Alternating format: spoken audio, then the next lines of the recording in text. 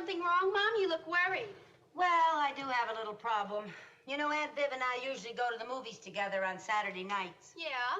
Well, I can't go tonight. I have a date. Hooray! Well, please, no ticker tape parades. It hasn't been that long since I went out. Who's it with, Harry? No, dear, not Harry. Very nice man I met at the Simmons dinner party last week. Well, that's swell, Mom. What's your problem? Well, I don't know how to tell Vivian without hurting her feelings. Well, just tell her the truth. I'm sure she'll understand. Well, I'm not so sure about that. When she's counting on something and it falls through, you know how she sours around. She's like a bear with a thorn and it's... Oh, hi, girl. Hi, morning, Chris. Lucy, it's freezing upstairs. What happened to the heat? Well, we're running out of coal, so I turned the furnace down low. Oh. I'll get you some coffee. I suppose there's a good reason why you don't order more coal. Yeah, there is. It's Mr. Turner and the unethical way he runs his business. He won't give me this month's coal till I pay last month's bill. How long is our coal spell going to last? Well, my check from the bank is all gone, and your alimony hasn't arrived, so we're in the twilight zone again.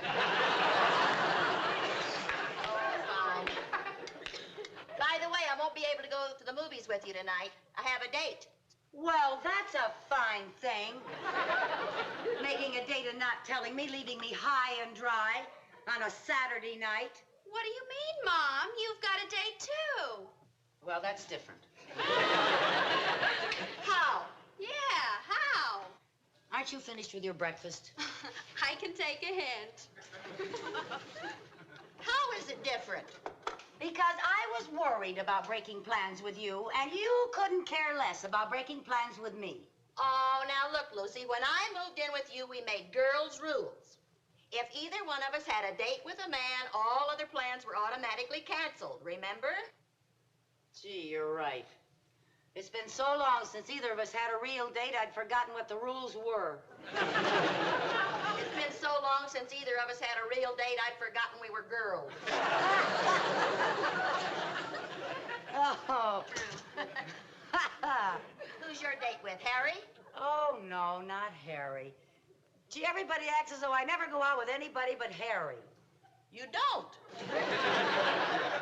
Well, Harry doesn't even count as a real date. I'm going out with a Dr. Rudy Warren, a dentist. Oh, no kidding. That was a lucky little cavity. He's not my dentist. I met him at the Simmons dinner party last week. Oh. Who's your date? Eddie Collins. The poor dear's been out on the road so long, and he's been eating in restaurants. So I'm fixing him a home-cooked dinner here tonight, if it's all right with you. Oh, dear. What's the matter? I promised Rudy a home-cooked meal here tonight. Oh, goodness. Well, this is a sticky wicket. One of our stickiest. Well, obviously, one of us will have to go out to dinner and the other can stay home. And I'm going to go out to dinner, and you're going to stay home? Thank you, dear. Now, wait a minute. Now, Lucy, that's not fair. I want to cook dinner here for Eddie tonight now. I'm trying to convince him what a homebody I am. Since when did you get so serious about Eddie? Since there's nobody else around at this particular time to get serious about. Well, Rudy's a gourmet, and I promised to cook him trout amandine. Since when do you know how to cook trout amandine? Since I found out it's Rudy's favorite dish.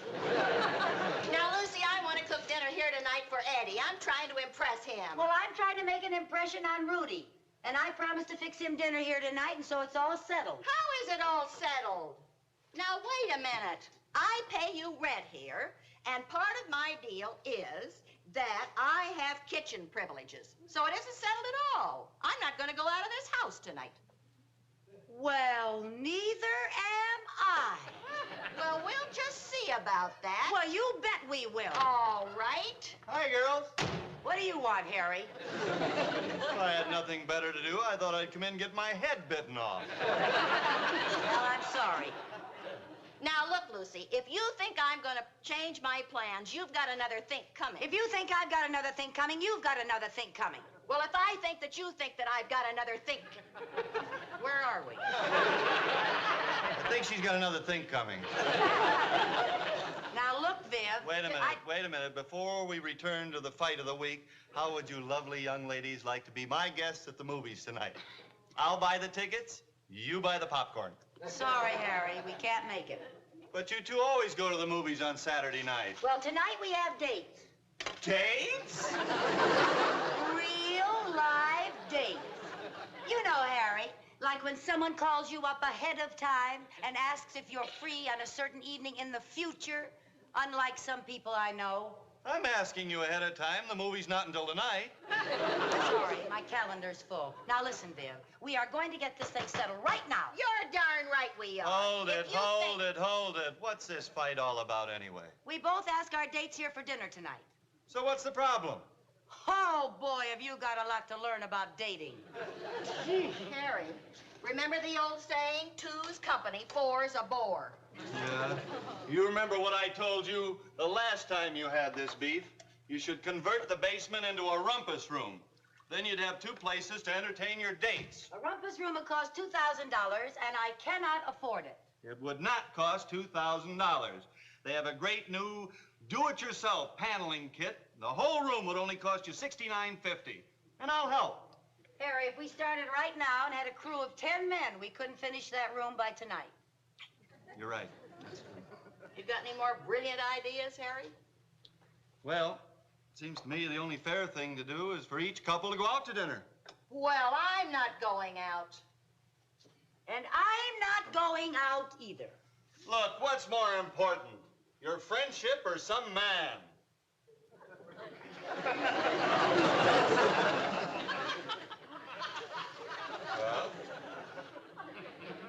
Well? Ah, he's right, Viv. We'll both go out to dinner. That's the only fair thing to do. Yeah. We'll both go out. That's right. I'm glad that's settled. Boy, me too. Gee, hey, I just thought of something. What's that, honey? If you go out to dinner, I might as well stay here and cook. Oh, no, you don't. Nice try, Lucy. Lucy, nobody stays home. Okay. Nobody stays home.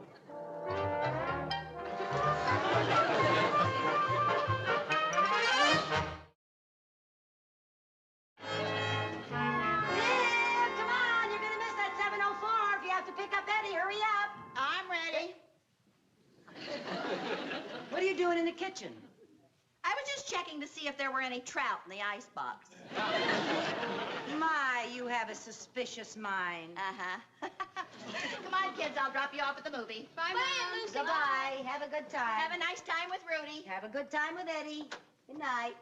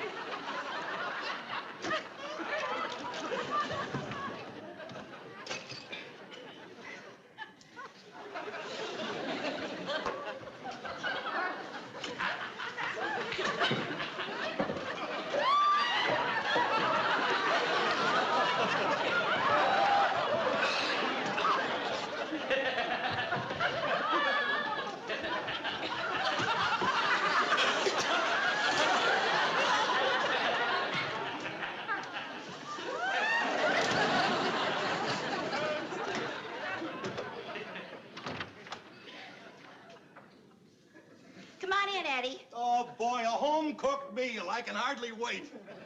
Oh, hi there. Oh, Hi, Lucy. hi, Lucy. What brings you two back? Oh, I forgot my gloves. Oh? What are those two black things buttoned on your hand? You mean these two black things on my hand? They're my gloves. Oh, you see what you do to me, you naughty boy. Well, what restaurant are we eating in, Eddie? Restaurant? Now, wait a minute. I thought this was... Eddie, what restaurant, Eddie?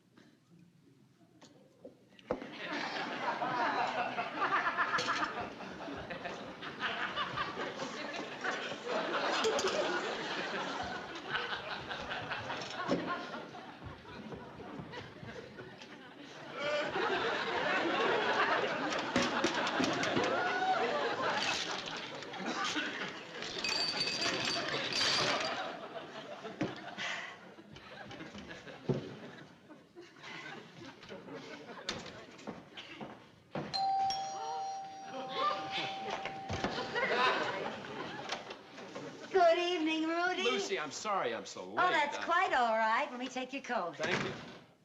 Beautiful evening, It isn't it? certainly is nice. Oh, you look lovely, Lucy. Oh, thank you, thank you. Something smells good. Oh, that must be my trout almondine. Trout almondine. Has an unusual fragrance. It smells like pine. Pine? Oh, yes, pine. Yes, that's the secret to my recipe. Oh, I never heard of that. What part of the pine tree do you use? Well, now, what part of the tree do you think I use? You don't chop up the needles in the sauce. By George, you guessed my secret. Yeah, come on, sit down. We can start dinner right away. Fine, I'm Start with the starved. salad, and I tell you, you can cool the wine for me. All right.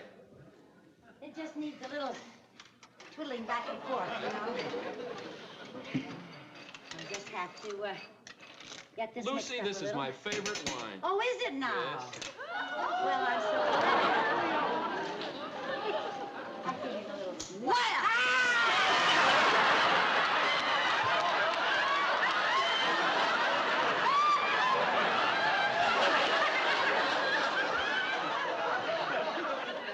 Dr. Rudy Warren, this is Vivian Bagley and Eddie Collins. How do you do? Doctor? Well, what did you forget this time? May I speak to you for a moment, dear? Well, how about some other time, honey? How about right now, dear? Well, right now, I do have a few things to do. I was just- Lucy! Would you excuse me? Surely.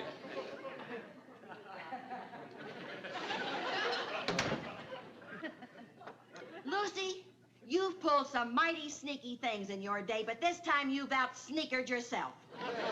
How could you do this to me? Me, your best friend. Me who trusted you.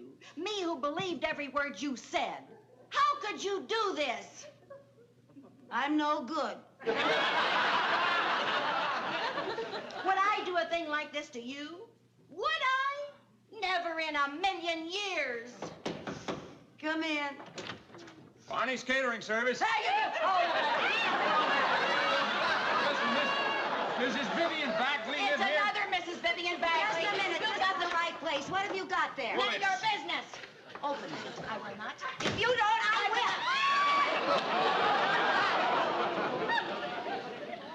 will. Well.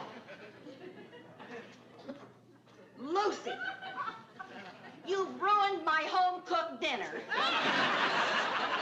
Looks like the sneaker's on the other foot. Oh, what? Oh, my trout. Oh, my trout. Ah! Hey, Biff, what's holding everything up? Oh, Lucy burned her trout. And Vivian dropped her box lunch. What's the difference? We'll just eat out. Sure, we can all eat out together. Yeah, good deal. Well, that sounds like a fun idea. Yeah, well, we'll be with you in a few minutes, fellas. The only way I'll eat out with you is in separate restaurants. I wouldn't eat with you if I was starving. Well, you won't have to, and you won't have to have dinner with me tonight, and you won't have to have breakfast or lunch with me ever again, because tomorrow morning I am going to move out of this house. Good. That'll save me the trouble of throwing you out. Let's go, Sherman. Bye, Chris. Hi. Bye, Jerry. Mother, aren't you and Aunt Viv even going to say goodbye to each other? Certainly. Goodbye, Vivian. Goodbye, Lucille.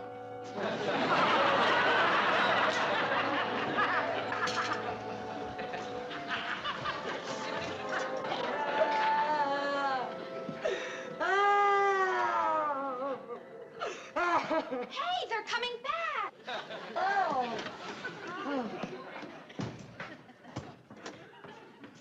I had to come back.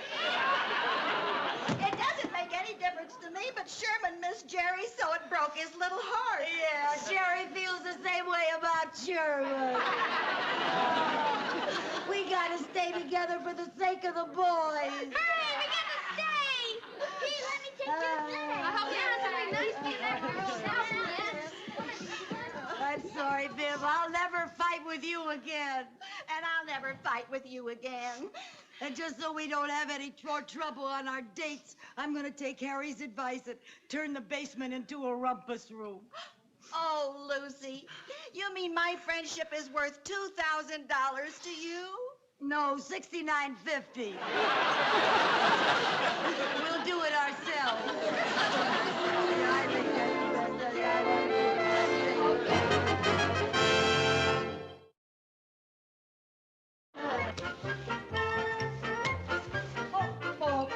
There. I'm finished. Now, Harry says that this has to set for a few minutes, so let's move the rest of that coal bin over there. Okay. We have to let it set for a while before we can put that paneling on, you know, so we don't want it to work real right. He said it's going to be wonderful. Lucy, What? will you tell me why we had to knock down the coal bin and move it from over there over here? Well, you certainly don't want a coal bin sitting out in the middle of a beautiful rumpus room. You look great now. And don't forget, when it's all finished, half this room is yours. I have a very good idea which half is going to be mine. Oh, push tush. Well? Oh, say, now, Lucy, What? we'll have to remember to call Mr. Turner and tell him we've moved the coal bin over here, or are we ever going to get any more coal again? Well, I doubt it. I called in this morning and gave him the most heart-rending sob story you ever heard. I was magnificent, but he didn't even budge. If there's anything I can't stand, it's a hard-hearted, soft coal man. Let's get at the paneling. Okay. What do I do?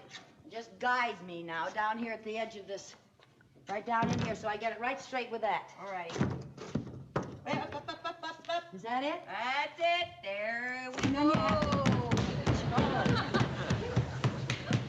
Real hard. I got so every inch of it's done. I got it. How about that? Oh, boy, that's great. Isn't that beautiful? Oh, I'll say one thing. That glue really sticks. Hey, isn't it gonna look wonderful when it's all done? Oh, Viv, look at this spot you left. I'm sorry. Well, I guess if you want a room glued well, you gotta glue it yourself. Lucy, What? I was just thinking. When we get that coal bin all put back together again, we could get a sort of a, kind of a pretty screen and hide all that stuff over there, huh? That's a good idea. Yeah.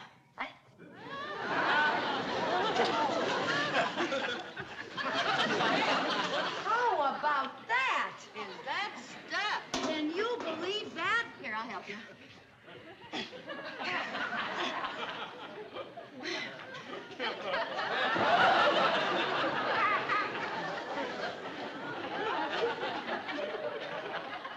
Well, we could always put a frame around it and pass it off as a Picasso. Something over there, scrape it off. Yes, ma'am. I don't believe this glue. I better get this other panel done.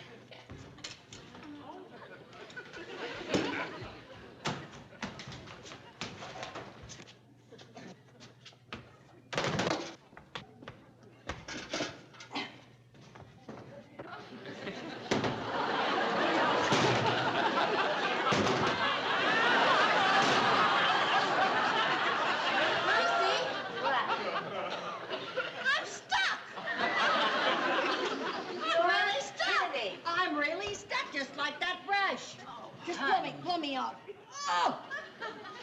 Oh, no, get me around. Oh.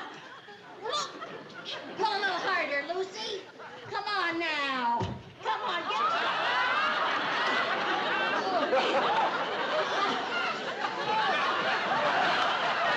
My foot's stuck.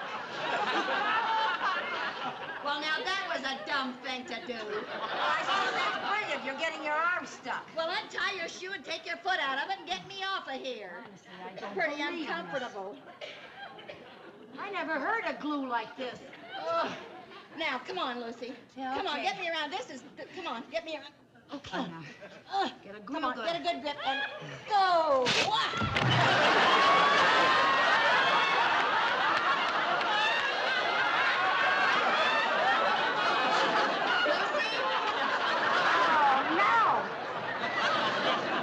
There's a car coming in the driveway.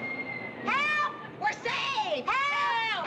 Help! We're down here! We're down here in the cellar! Help!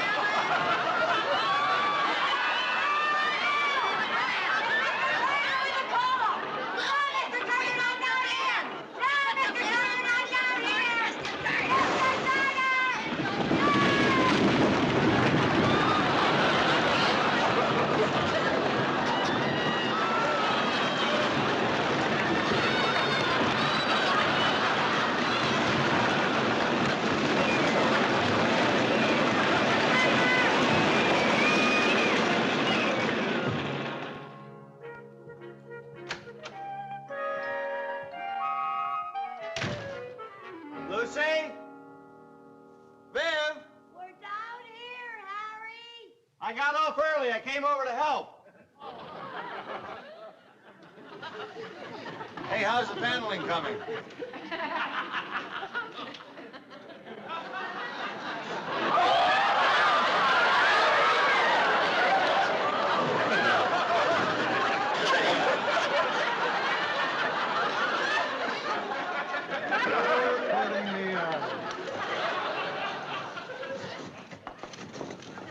What happened here? What's the coal all doing here, huh? Come on, what are you doing stuck against the wall? Well, Harry, it's a long story. Maybe some winter night when the television's broken and we're sitting around the fire and you haven't got another flight, we'll tell you all about it.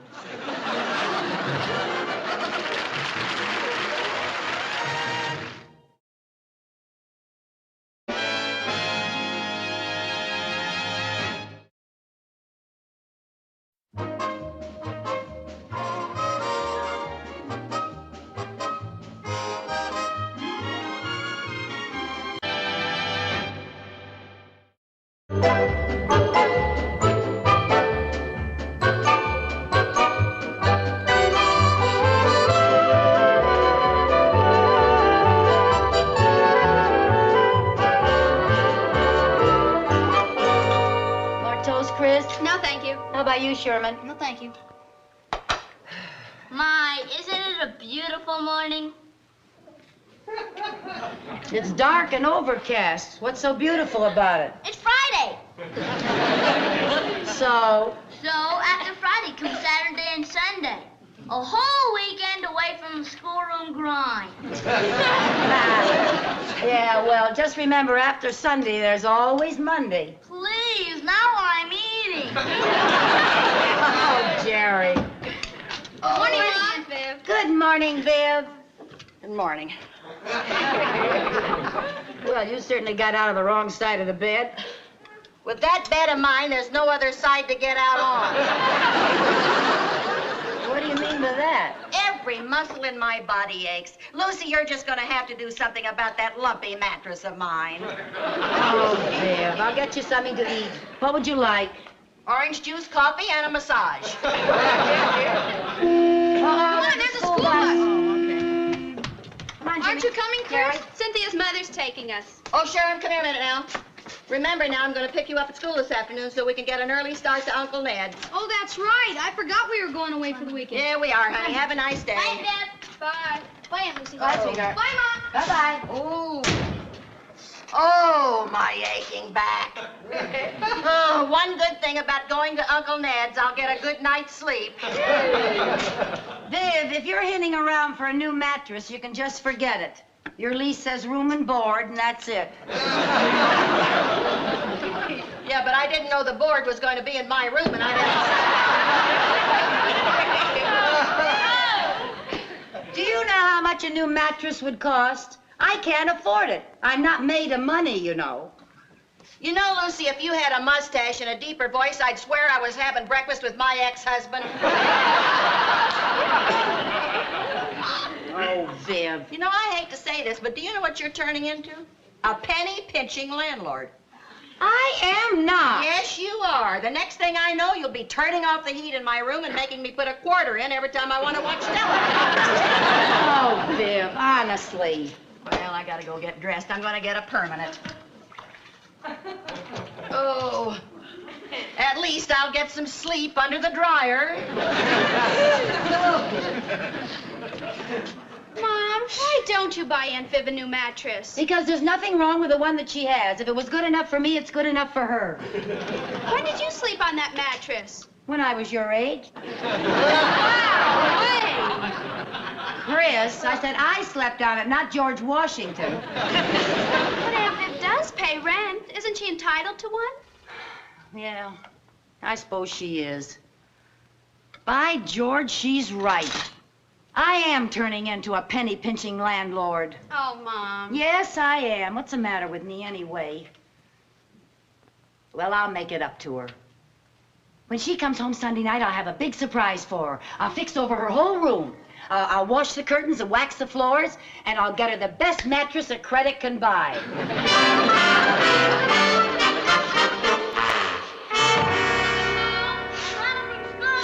I'm up here, kids, in Aunt Viv's room. Hi. Hi, don't tramp on the floor. I just waxed it. Whee! Jerry, I just asked you not to do that. Why did you do it? Well, boys will be boys. Gee, Mom, you sure work fast. It looks like a wonderful mattress. Yeah, I got it at Marshall's, and they delivered it right after Viv left for the weekend. Oh, what'd you do with the old mattress? Oh, I got a very good deal. Oh? They only charged me $2 to haul it away. Well, that's part of the mattress. That's a control. An electric mattress? Yeah, vibrates and gives you a massage while you sleep.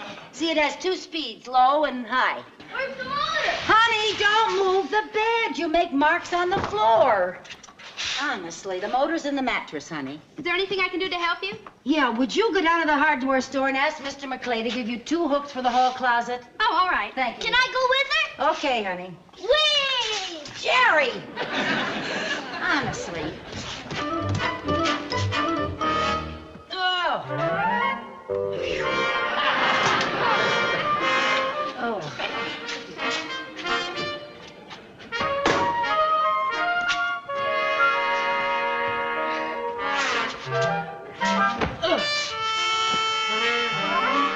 Oh, boy.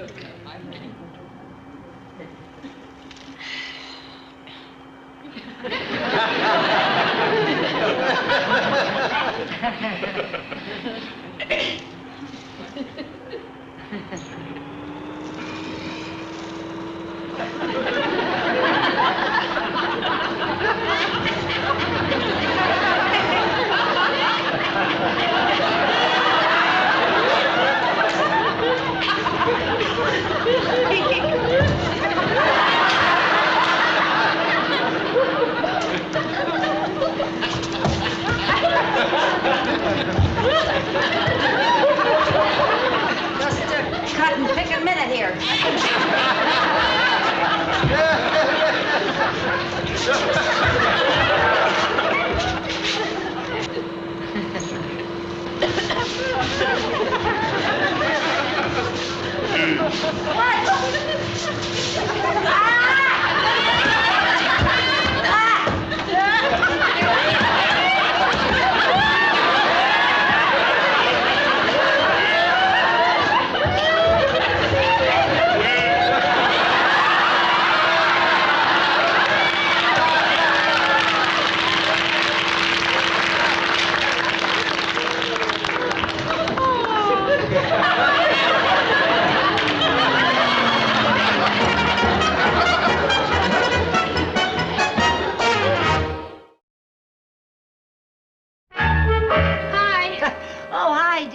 Basketball game. We lost again. That makes the 3rd game in a row. Well, don't feel too badly. I just lost 9 games in a row myself. Bedtime, Jerry dear. Mom. What? I sure hate to sleep in my room alone without Sherman. Now, honey, I'm going to be right down the hall. Oh, Jerry, why do you leave these stilts in the middle of the floor? Somebody's going to break their neck. Hey, maybe if I can sleep on that Viz electric mattress, it might make me feel better. I'm sorry, honey, but I sent that mattress back this afternoon. How come? Well, I tried it out this afternoon, and that bed kind of took off. If Aunt Viv ever went to sleep and left the motor running, she'd wake up halfway to New Rochelle.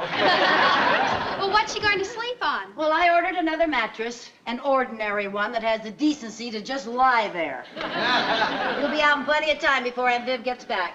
Good night, Terry. Good night, Mom. Night. Good night, dear. Good night, sweetheart. Good night, Mom. Go right to sleep now. Okay. Okay. Come on in, honey. I'll turn on the light. Boy, Mom, I'm sure tired. Oh, so am I. You want a little snack, a glass of milk, some cookies or Good something? idea. Oh, honey, I'm so sorry my old car broke down and you didn't even get to see Uncle Ned. Well, you couldn't help it. It wasn't your fault your transmission dropped out. That's true. I didn't even know I had one. I'll tell you one thing. The next time we take a trip, I'm going to carry a spare transmission in the glove compartment. Mom, that wouldn't work. But I'm too tired to explain why. Well, I'm too tired to understand. Here's your cookies. Come on, bring them upstairs, honey. Oh, I'm so beat, even that old lumpy mattress of mine's going to feel good tonight.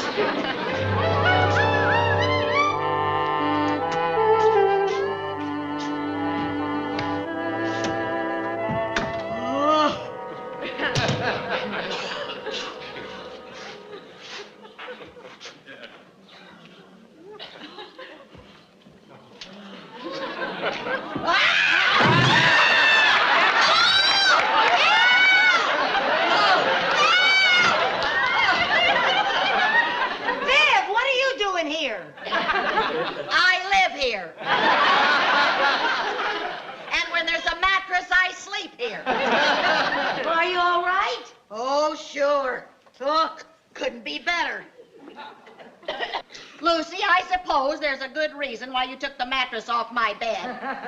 I wanted to surprise you.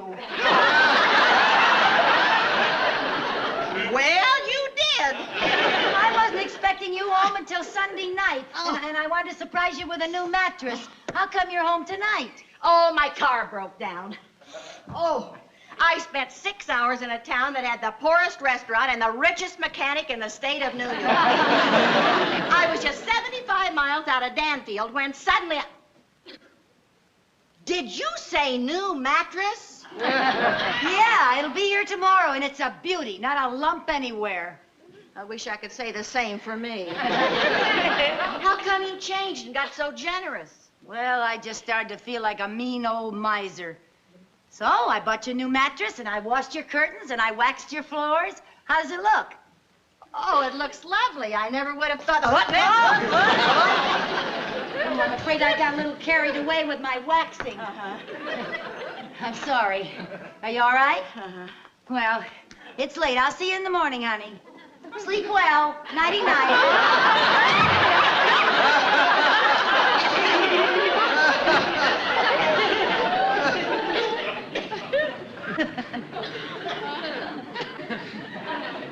have a place to sleep, do you?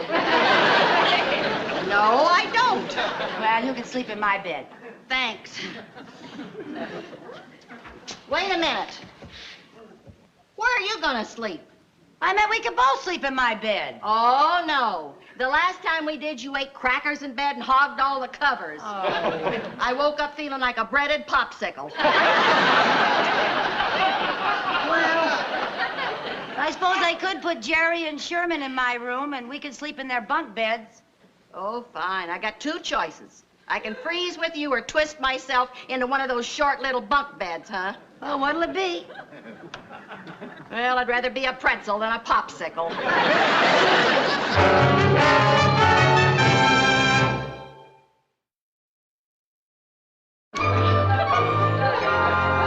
boys didn't even wake up when I switched them to my bed. And how come you get the lower bunk? Because I got here first, that's how. Well, where's the ladder? Well, the boys haven't used that for ages, don't you remember? Oh. They keep it out in their treehouse. Oh, yeah. Oh, boy.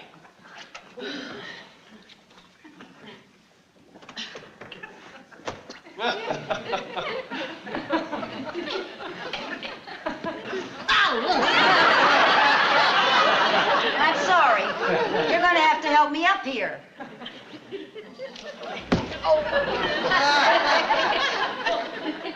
Bend over. I'll use your back for a step.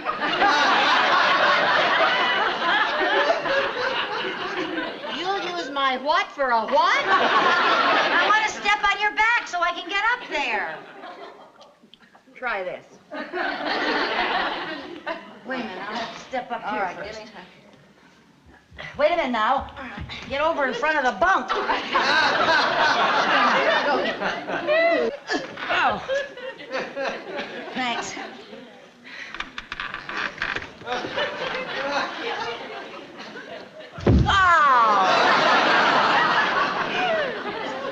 Oh.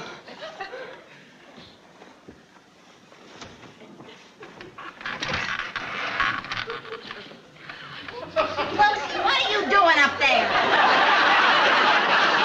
Well, I'm trying to get comfortable. Lucy! What's the matter? Lucy! One of my curlers is stuck in the spring!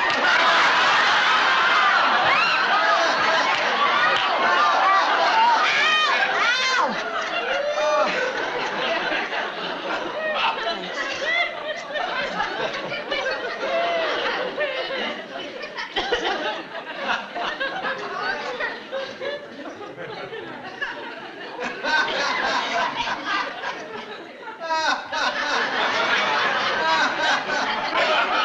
What do you want now? I am not Peter Pan.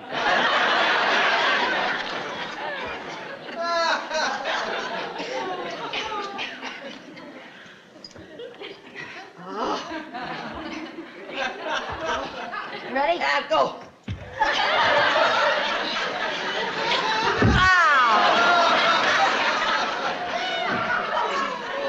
Eventually, I'll be able to get up on my own. Oh, what now?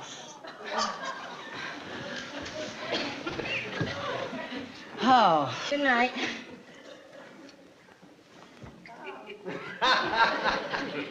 Lucy, What? I can't sleep down here. The walls are closing in. I got claustrophobia. How can you have claustrophobia down there? There's plenty of space. Don't tell me where I can have my claustrophobia. Come on, change with me, will you? Oh, good grief. Oh, Viv, honestly. You and your claustrophobia.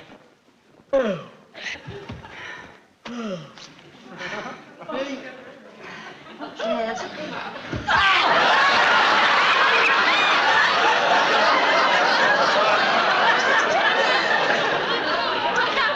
Apparently, my hands were overloaded. Never mind. Come on. I'll do it by myself.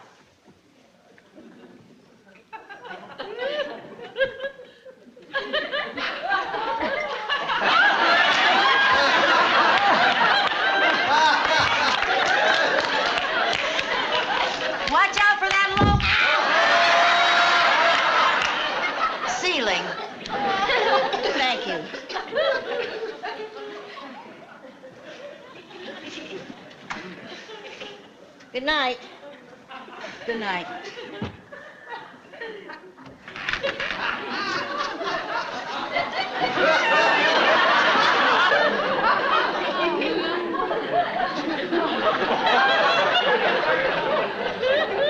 Lucy? What now? What now?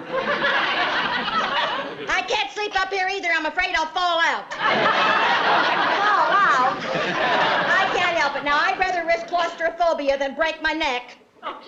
Come on, switch with me, will you? Come on. Will you? Come on.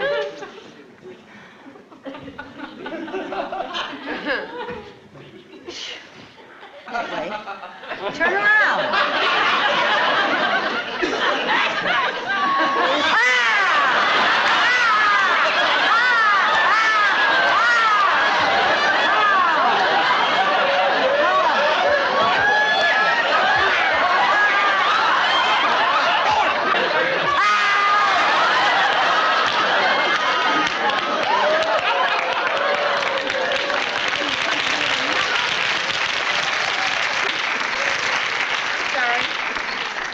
Oh, boy, I'm tired. What a Ow! So tired. While I'm up, I think I'll go down and get a snack. You want anything to eat? Oh, no. Boy, you must be tired.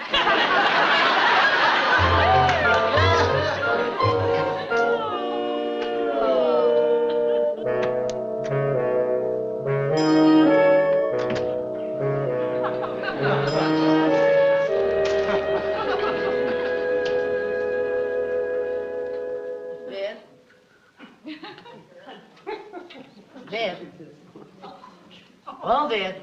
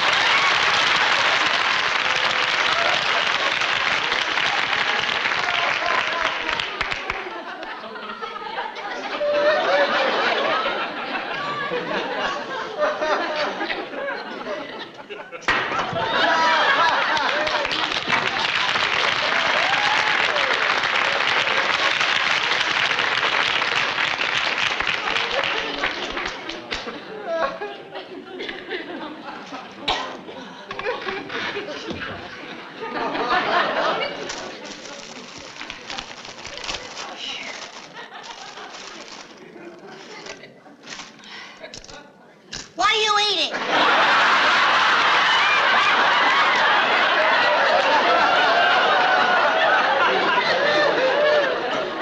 Potato chip. Oh. You want some? How did you get up there? Good old American know-how. Well. What's the matter now? Oh, now that you woke me up, my claustrophobia's back. Oh, Viv. Huh?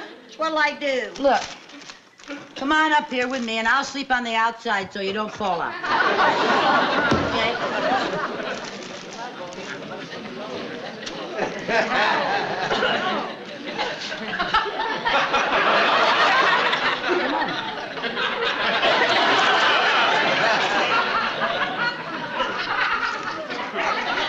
Help me.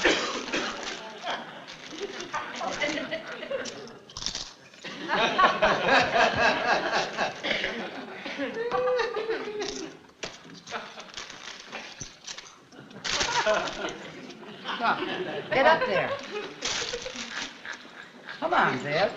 I'm tired. Turn around. Up that way.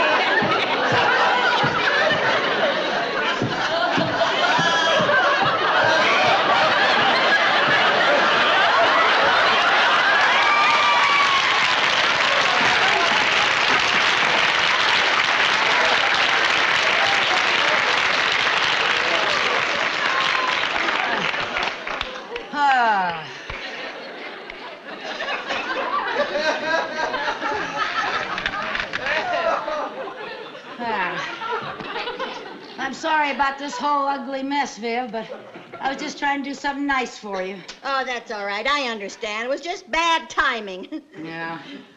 Well, your new mattress will be here in the morning. Thank heavens. Good night, dear. Good night.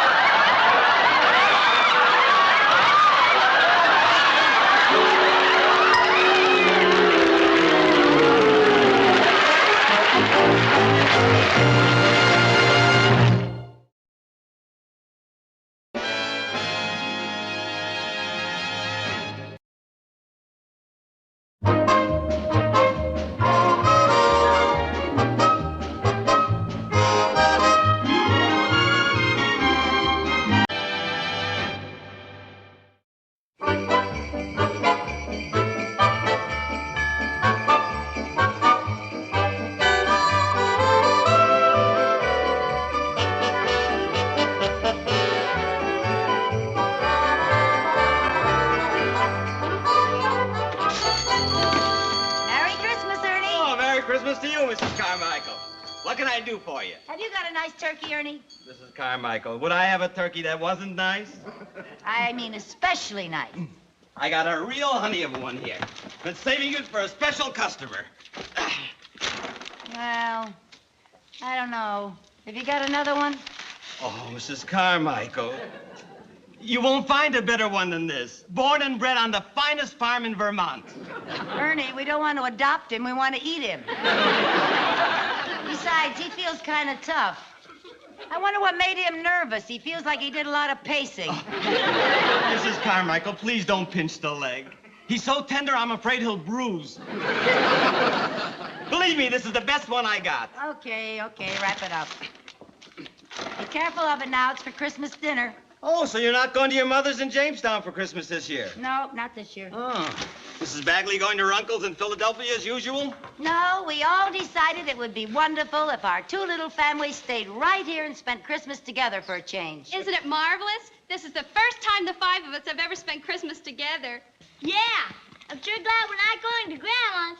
Oh, honey, I thought you liked to go to Grandma's. You always have so much fun. Yeah, but it's hardly worth all that kissing. Now, that isn't a very nice thing to say. You love your grandma. I love Grandma, but I hate her lipstick. Oh.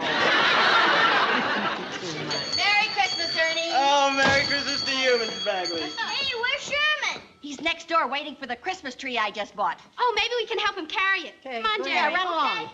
Fine. Look at the beautiful turkey I got, Viv. Turkey? Yeah, for Christmas dinner. My family always has roast goose for Christmas. Goose? Yeah. Oh, no, we always have turkey. It's tradition.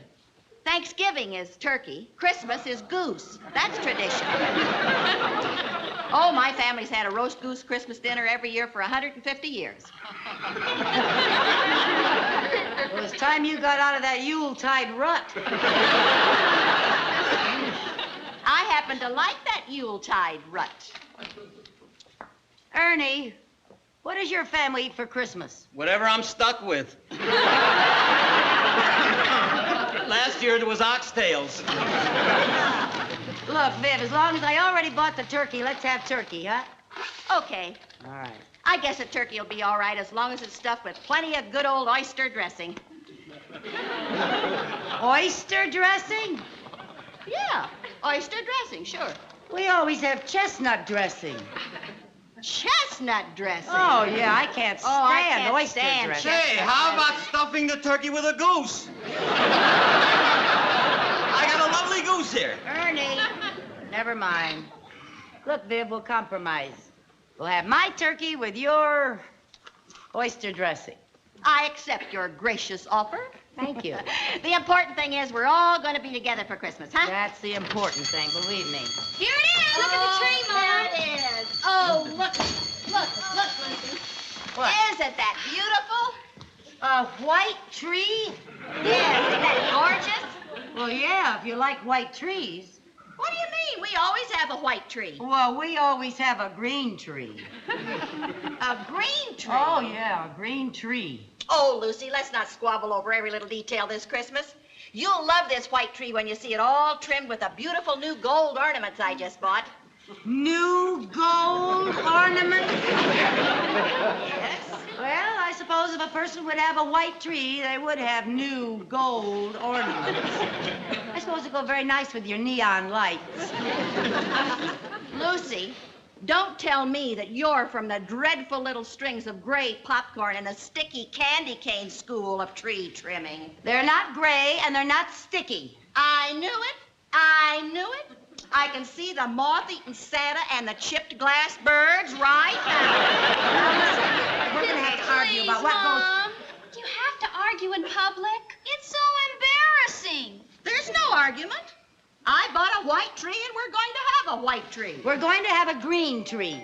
A white tree. A green tree. White. Green. White. Green. White. Green. Hey! We're- Whatever happened to 'tis the season to be jolly?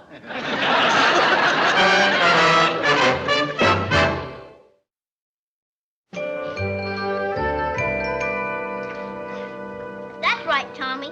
If you don't believe me, come and see for yourself. I bet we're the only people in the world with two Christmas trees. One is green and one is, if you'll pardon the expression, white. Jerry, remember the Christmas spirit, dear. So long, Tommy.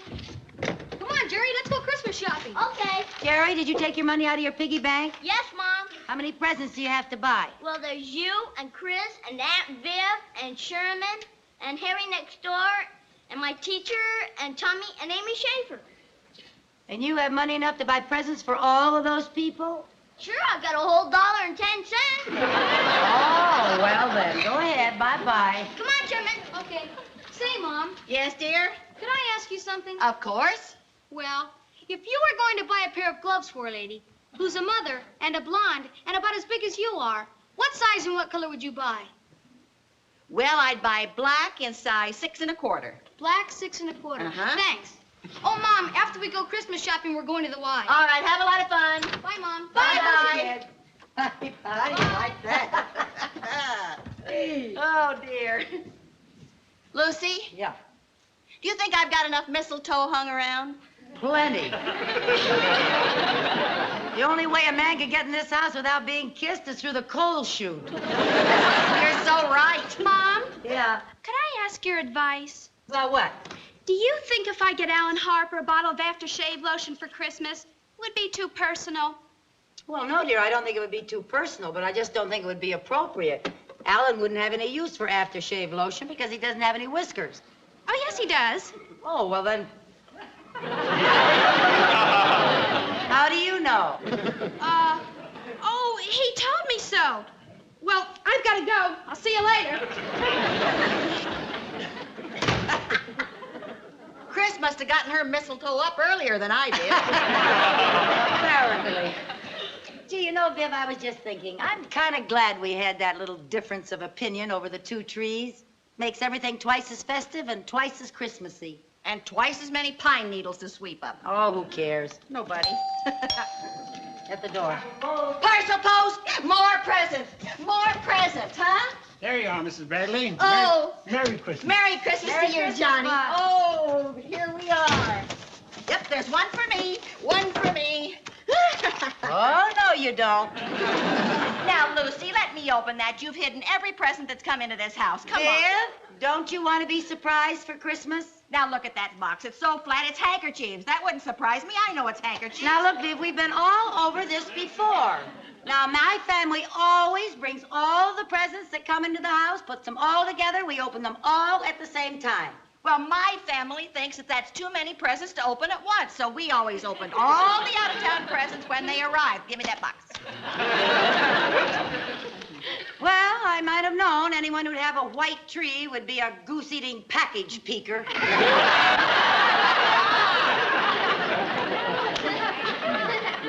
Lucy, that's not a very nice thing to say.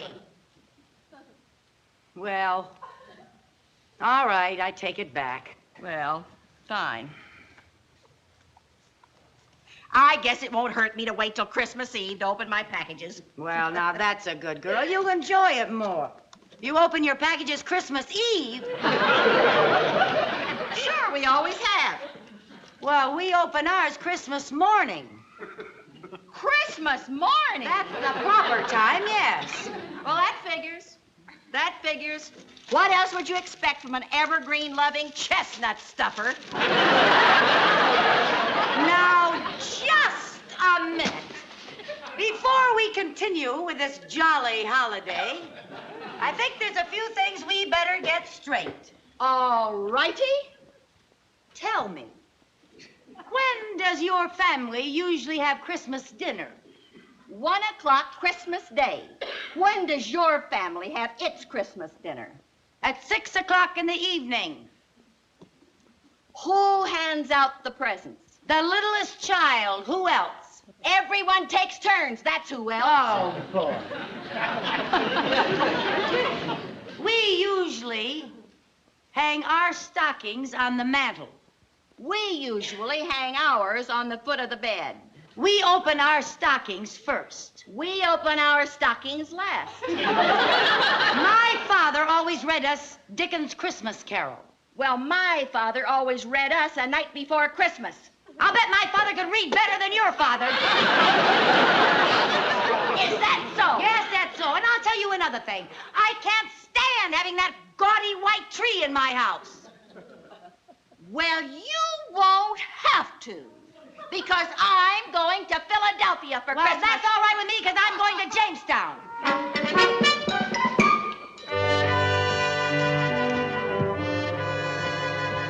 I'm all packed except for the Christmas presents. So am I. I just left a note for the milkman. Are the children home yet? No, not yet. I have to call the station and make my reservations for Philadelphia. I already made them. I made them at the same time I made ours for Jamestown. Thank you. You're welcome.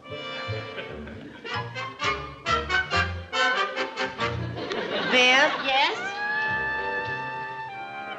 how are we going to tell the children that we're not spending Christmas here? Well, we'll just tell them that the plans changed, that's all. They've sort of been counting on staying here. Yes, I know they have, but you know how children are. They'll be disappointed, and then in a couple of minutes, it won't mean a thing. Yeah, I suppose you're right. Probably won't bother them at all. So when they come in, you just go right ahead and tell them. Why me? Well, there's no point in both of us telling them the same thing at the same time. Well, if we're going to choose which one of us tells them, I choose you. Why me? Because you have twice as many children as I have. Nothing doing. You tell them. Oh, no, you don't. You tell them. All right, I will. Hi, Mom. Hi. Look what I got presents we got. I'm getting so excited. I just can't wait till Christmas. Oh, yeah, and everyone's so nice down there. And it's Children, nice. I have something I want to tell you. What is it, Mom? Well, I want to tell you that Aunt Viv has something to tell you. Yeah, Mom? Well, I want to tell you that Aunt Lucy has something to tell you.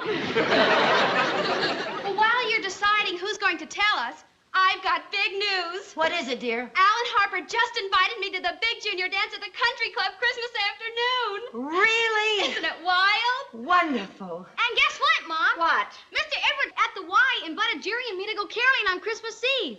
He did? At first, he said Jerry couldn't go because he was too little. Yeah, I sang White Christmas and there wasn't a dry eye in the house. Well, this all sounds pretty exciting. A dance at the country club and caroling on Christmas Eve. Sounds great, doesn't it, Viv? It sounds fine to me. Well, while you're out caroling, we'll be trimming our trees. Yes, we'll be trimming our trees. Mom, Yeah? what do you want to tell us? Oh, what is it? What did I want to What was that we had? We were going to tell him something. Oh, yeah. What was that? I heard great news on the radio. The weatherman said it's going to snow. Snow! Yeah, we're all going to be together for a white Christmas.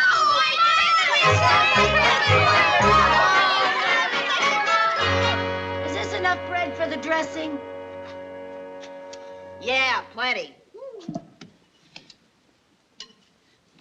Hey, Lucy, now what are these chestnuts doing here? You know perfectly well that we agreed on oyster dressing. I know, and I'm just sick. We're not going to be able to have it. And why not? Well, I just remembered you're only supposed to eat oysters in the months that don't have an R in them, and December has an R in it, so I guess we're stuck with the chestnut dressing. Oh, gee, it's a good thing you remembered. It's very bad to... Hey, wait a minute. You're supposed to eat oysters in the months that do have R in them. Why, George, you're right. I never can get that straight. Nice try. We're all ready to go caroling. Well, honey, do you know the words to all the carols? All but Good King Wenceslas. If they sing that, I'll just have to fake it. I didn't know you were going, Chris. Well, since this is the first Christmas Eve we've all been together, I thought I ought to go caroling with my two best buddies. I think that's sweet. Sweet nothing. She just found out that Alan Harper's going along as one of the counselors. Say pretty. So long.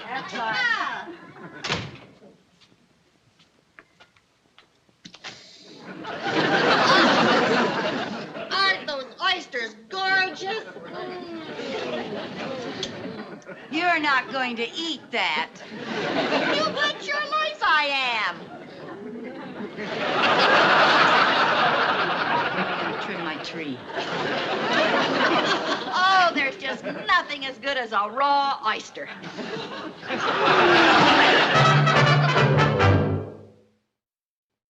Jingle bells, jingle bells. Jingle all the way. Oh, what fun it is.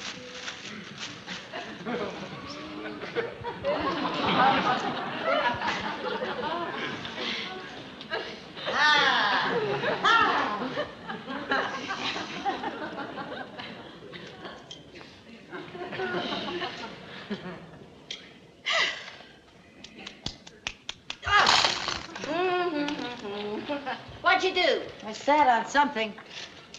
Oh, Lucy, that's my favorite ornament.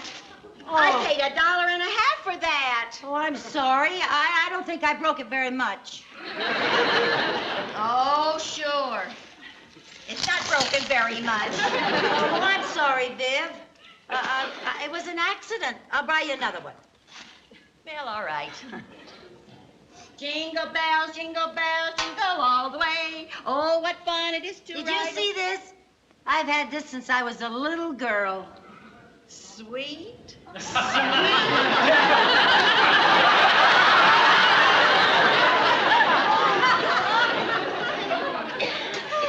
Now then, I guess I'll plug in my lights, huh?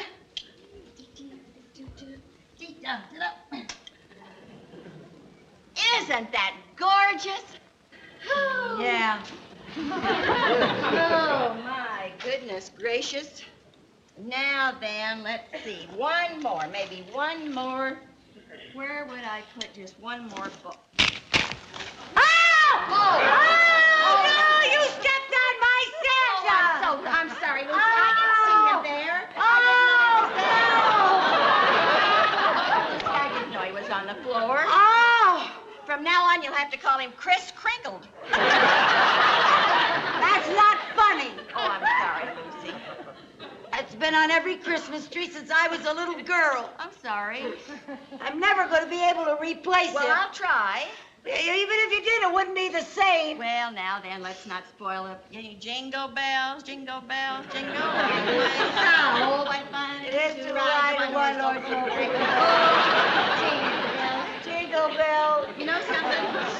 What? I think that branch is a little too long for the rest of the tree. Well, it certainly is. I've been looking at it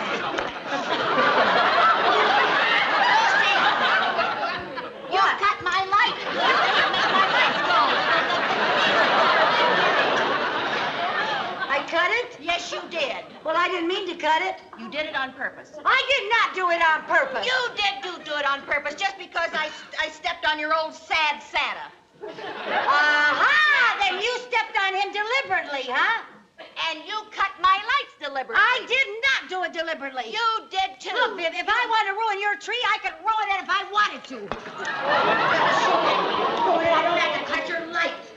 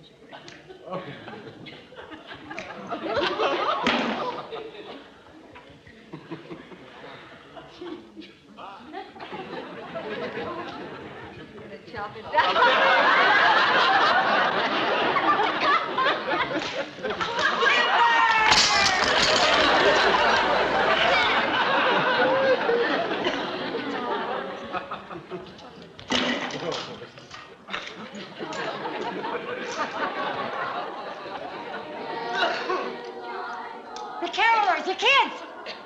Oh, Viv, what have we done? Oh, Lucy, we've been making darn fools out of ourselves. That's what we've done. You bet we have. Lucy, what's the matter with us? I don't know. Oh, dear. They're down at the house on the corner. We got a few minutes. To do what? To try to save Christmas How are we Eve. going to do that? I don't know. Oh. Do you suppose maybe they'll believe that Santa Claus drove his reindeer here through by mistake? I don't think so. Well, come on, hurry up. Let's pick What it to up. do? Do the best we can. We'll make it up and clean it up. Are you sure we can do that? Yes. Right back there, baby.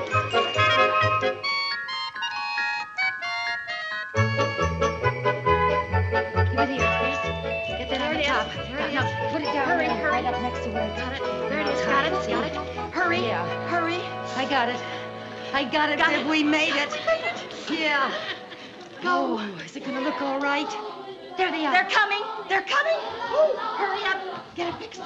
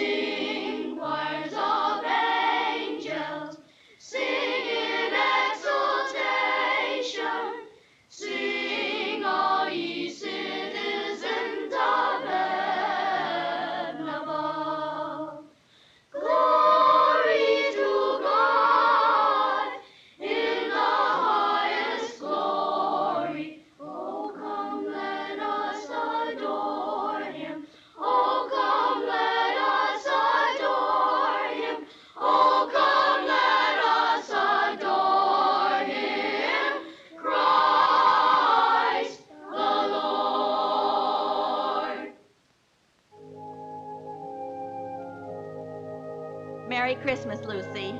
Merry Christmas, Viv.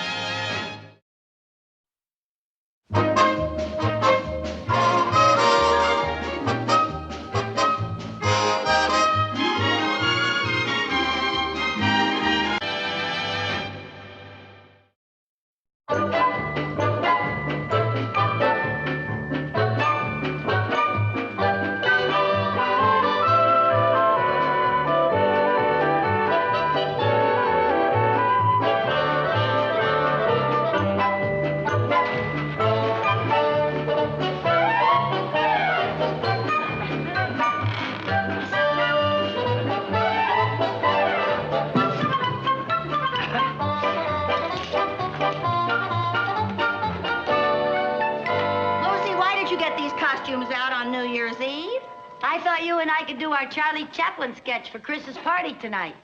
Oh, I don't know. Do you think Chris's gang would like it? Well, we were a smash at the PTA Carnival. We got more applause than Flora Peabody's homemade divinity fudge. Well, if we're going to do the skit, we'll need 2 men to do it with us. Well, we'll get 2 of Chris's boyfriends to help us. Oh. It's too bad we canceled our New Year's dates with Eddie and Harry. I still don't see why we had to cancel our dates. Oh, for heaven's sake, Viv, this is a party for teenagers. You don't want any older people around. Well, what about us? We're not people, we're mothers. Oh, Viv. What's the matter? You're gonna have to take over the balloons. I gotta get my eyeballs back in my head. Oh, yeah, just a minute, Chris. Whew. Golly. Hi, honey. Hi. Hi, Viv. Right, Chris. Did you get everything? Uh-huh. Confetti, horns, noisemakers, paper hats. What about the new net for the ping pong table? Mom, I decided we're not going to play ping pong. Oh? Well, I guess you have enough going for you with the charades, the 20 questions, and the musical chairs. Mother, those are children's games. They are? Yes. Well, all right. I guess there's enough with dancing and refreshment and entertainment. Entertainment? Yeah, I thought your gang would get a kick out of us doing our silent movie sketch. Your silent movie sketch? Uh-oh. I think Flora Peabody better start buttering those fudge pans. But, Mom, the kids may not know who Charlie Chaplin is. Well, just tell him he's the Stone Age Soupy Sales. Mom, we really don't need entertainment. All we want is dancing and refreshments. Okay, dear, it's your party. Oh, wait a minute. Jerry! Sherman! Wait till you see what I have planned for the stroke of midnight.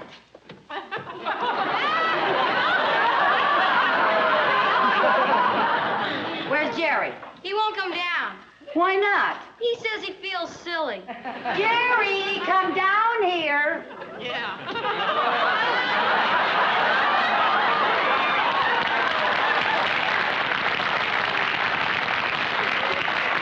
Aren't they adorable? I feel like a perfect fool. If you ask me, I think it's square. For once, I agree with my sister. I think it's corny, too. Am I the only one that thinks it's cute? All right, forget it, kids. Thank goodness. Mom, Yes, honey? we still get to stay up to midnight, don't we? Oh, of course you get to stay up till midnight. A promise is a promise. What happened? Oh, Lucy, why did you do a thing like that? Oh, Viv. I just cannot blow up another balloon. I'll black out. Wouldn't it be easier if you used Jerry's bicycle pump? Oh, why didn't I think of that? I'll get it. It's in the garage. But don't stop, Viv. Come on now, we got a lot to do. Okay. Aunt Viv, Yes? before Mom gets back, could I talk to you woman to woman? Sure, honey, sit down. What's on your mind? Well, you know, this is the first boy-girl party I've ever had. And I'd kind of like to run it my own self and just have my own gang here. Oh, and I was wondering, I don't know how to say this, Aunt Viv, but... well- Just a minute, dear. Maybe I can say it for you. Would you like to be giving your own party without the assistance of a certain mother hen and her best friend? How did you know? No. I was looking at your face when Captain Kangaroo was running amok. Gee, Aunt Viv, your choice. Thanks. I sure hope Mom takes it as well as you do. Oh, honey, she'll understand. Do you really think so? No. That's what I was afraid of. Well, I'll just have to come right out and tell her, I guess. I'll just say, Mother? Yes, Chris? Oh.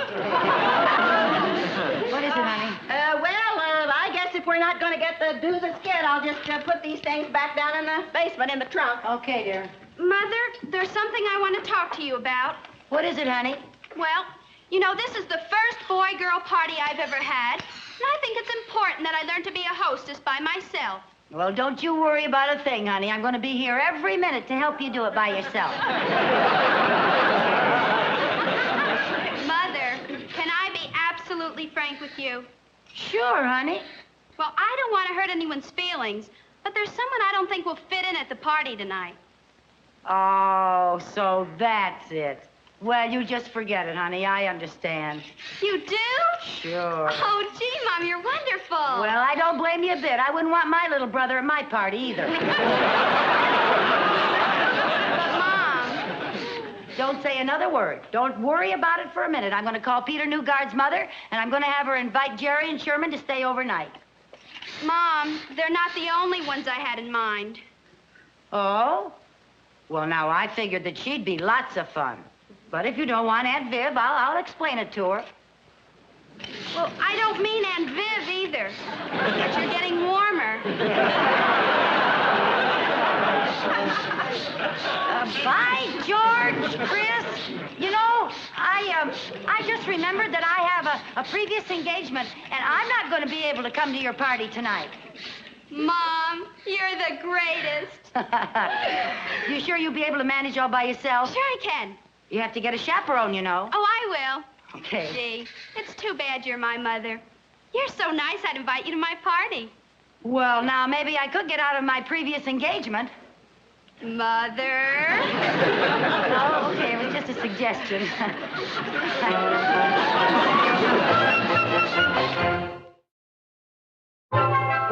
Yeah, Harry. Well, there's been a change in plans, so I'm free for the evening. Uh-huh. Oh? Well. Well, I understand. What can I say? Yeah. Well, Happy New Year to you, too, Harry. Harry's busy, huh? Yeah, you know where he's going to be New Year's Eve? Where? Right here. Chris asked him to chaperone her party. How come she asked Harry? Because he's available, he's lots of fun, and he's not her mother. Did you call Eddie? Yeah, I called Eddie. He's busy, too. He's entertaining an out-of-town client. Swell. Eddie said to wish you a Happy New Year. Harry said to wish you Happy New Year, too. Thanks. You know something, Viv? I think we just had our New Year's Eve party.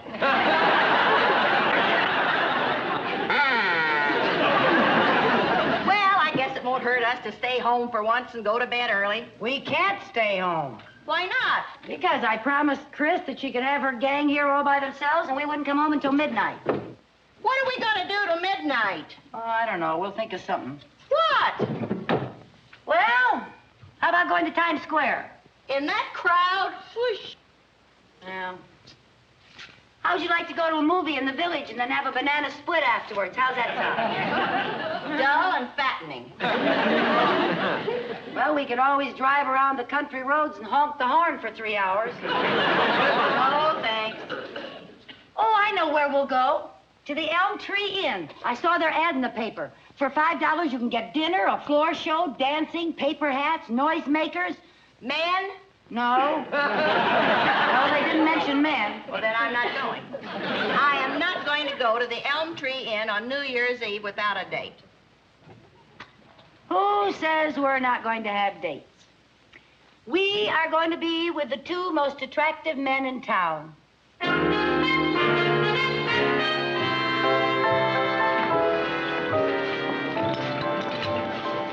Oh, my, that was good. Waiter! Oh, waiter! Yes, sir. Another round of dessert. Yes, sir. Another round of dessert. Oh, not for me, thank you. 2's my limit. Not for me either. One thing I'm not going to do is waddle into the new year. Are you girls having a good time? Oh, we're having a marvelous time. This is the nicest New Year's Eve I ever spent. Me too. Thank you. Hey, it's 9 o'clock already. Oh, my, how the time does fly when you're out with such interesting men. Boy, staying up for New Year's Eve, eating in a restaurant, and having 3 desserts. Isn't this neat? Yeah, how long has this been going on? Would you care to dance? I'd be delighted to dance.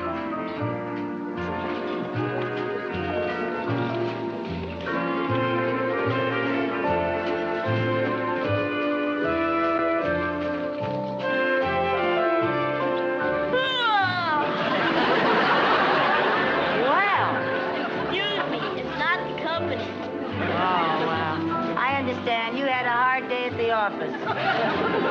Aren't you going to ask me to dance? Oh, sure. As soon as they play some dance music. This is dance music. It is? Sure, it's a foxtrot. That must be a new dance. I only know the twist and the Watusi.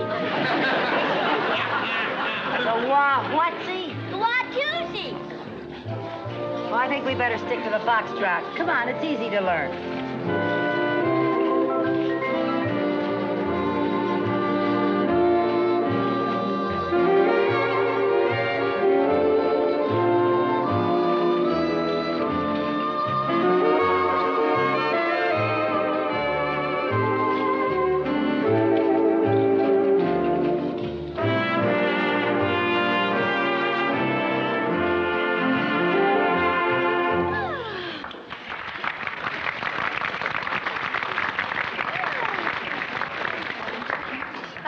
The foxtrot. It's awful. I'd sure hate to be a fox. Nah, you were doing fine. Hey, now we can do the Watusi. I don't know how. No, we've never Watusi. It's a cinch. Just watch me. Yeah, and you just watch me.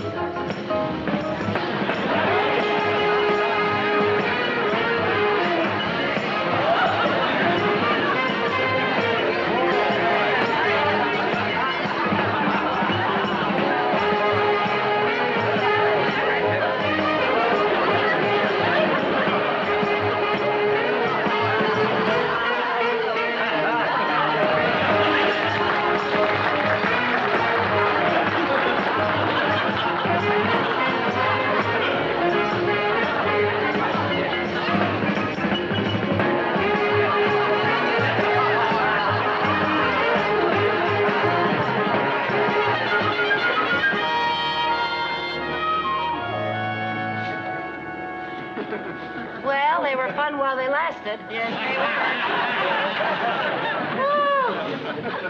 Oh, come on. Now, don't you conk out on me. It's just a little past 10.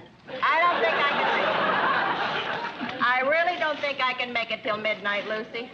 I'm exhausted from all that dancing. I don't see how those Watusi's do it. That's Eddie. How are you, boy? It's a good to see you. Sit down with us, Oh, Eddie. thank That's you so very nice. much. What happened to your out-of-town guest? Well, he insisted that I take him to celebrate in Times Square, and he got lost in the mob. Oh, isn't that too bad? Not at all. I lost him on purpose so I could be with you, Tootsie. How'd you know we were here? Well, I stopped by the house, Harry told me. Oh, And I have a message from Chris. what is it? Help. What? I'm afraid her party is a big dud. Oh, aren't they having any fun? Aren't they dancing? Now, Chris said half the boys didn't know how, and the other half were too bashful. Oh, dear. When I left, Harry had a darning needle, and he was trying to patch up the ping-pong net. Viv, we gotta go home and help her. Well, what we do, Lucy? Well, we'll do the silent movie sketch. Oh, yeah. Oh, yeah. Now, Eddie can play my boyfriend, and we get Harry to play the waiter. I can play your boyfriend. Yeah, I'll tell you all about it on the way home, darling. Honey, wake up, darling. I almost fell asleep. Jerry, honey, come on, wake up. Is it New Year's yet? Not yet, honey. Boy, it takes forever. Yeah. Come on, boy.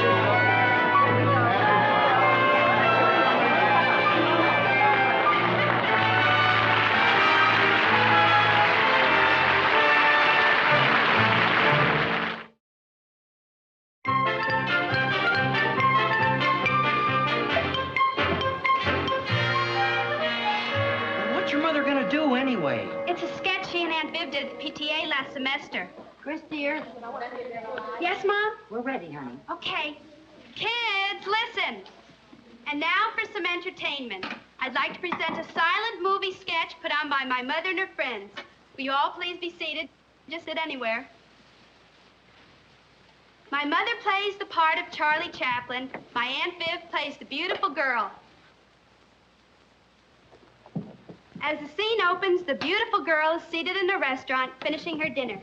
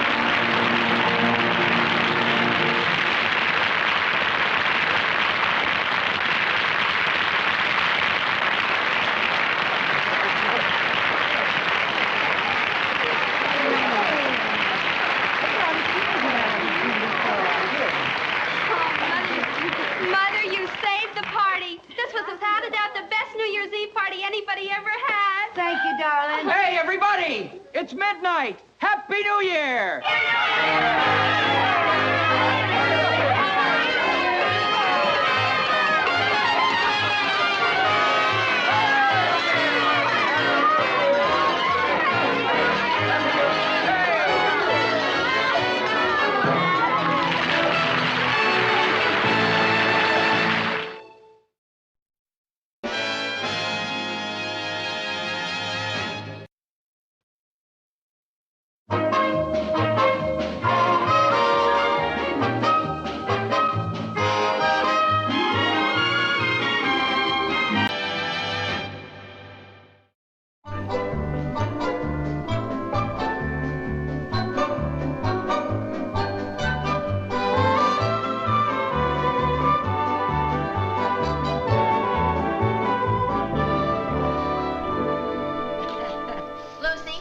What'd your sister have to say in her letter?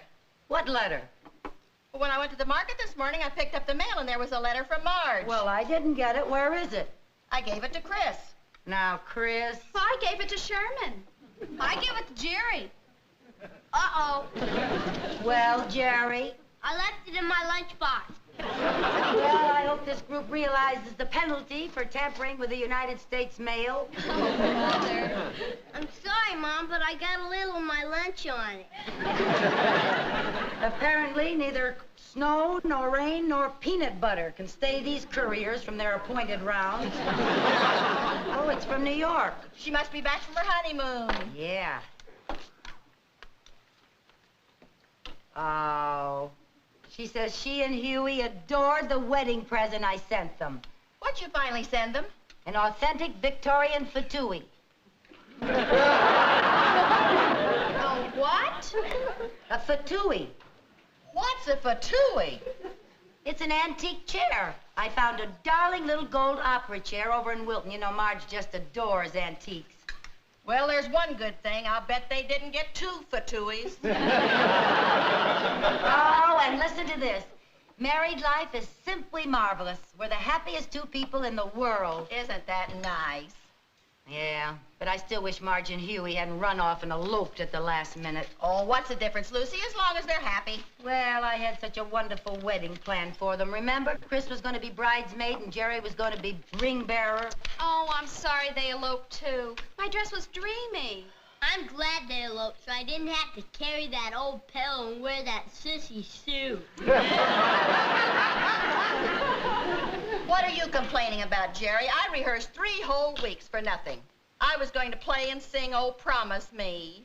Maybe that's why they eloped. Never you mind, young man. Mother, may we be excused? Yeah, but right upstairs and do your homework. All right. You do your homework too now, Sherm, huh? Okay. You know, maybe I ought to keep in practice. Just keep on practicing Oh, Promise Me. Why? I might pick up odd jobs with the Justice of the Peace. Oh, Phil. Oh, promise me that someday you and I will meet together in that distant sky. What's the matter with you? Oh, I forgot about you and weddings. Can I help it if I'm the sentimental, mushy type? Lucy, am I going to have to hide the society section of the paper again this June so you won't be going around all puffy-eyed? No. But I just wish that Marge and Huey had let me give them that formal wedding. Don't you think it's about time you forgot that? Yeah, I guess so. After all, the important thing is that they're happy. Mm-hmm. I'll get it.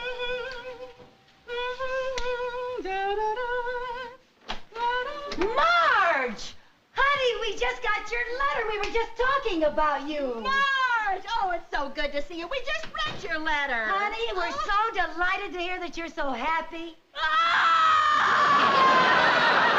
Marge, honey, what's the matter? I'm so unhappy. Oh, Marge, what happened, honey? What happened? Huey and I had our first fight. Oh, dear, you poor baby. Huey's a beast. I knew it when I first met him. Well, then why did you marry him? Because he's such a cute beast. Marge, honey, I hate to say I told you so, but I told you so. What? This never would have happened if your marriage had gotten off on the right foot. What do you mean? You should not have eloped. You should have let me give you a formal wedding. Oh, come now, Lucy. Ralph and I had a big formal garden wedding, and we had a fight before we got past the petunia bed. Anyway, it was Huey's idea to elope. You know, he's kind of shy, and the idea of a big wedding sort of scared him. Well, I don't care. I think we should have a formal ceremony if we ever see Huey again. When you see Huey again. Please, if you don't mind, I don't want to talk about Huey or wedding. All right, honey, I understand. Why don't you go upstairs and lie down, relax a little bit. I'll get your bag. You take my room, honey. Then after you get rested up a bit, dear, come on down and watch television with us. There's a good movie on. Yeah, that's a good idea. What movie's on? Father of the Bride. Oh, you're a big help. I just remember there's a big framed picture of Marge and Huey on my dresser. I'll try to sneak it off before she sees it. You saw it?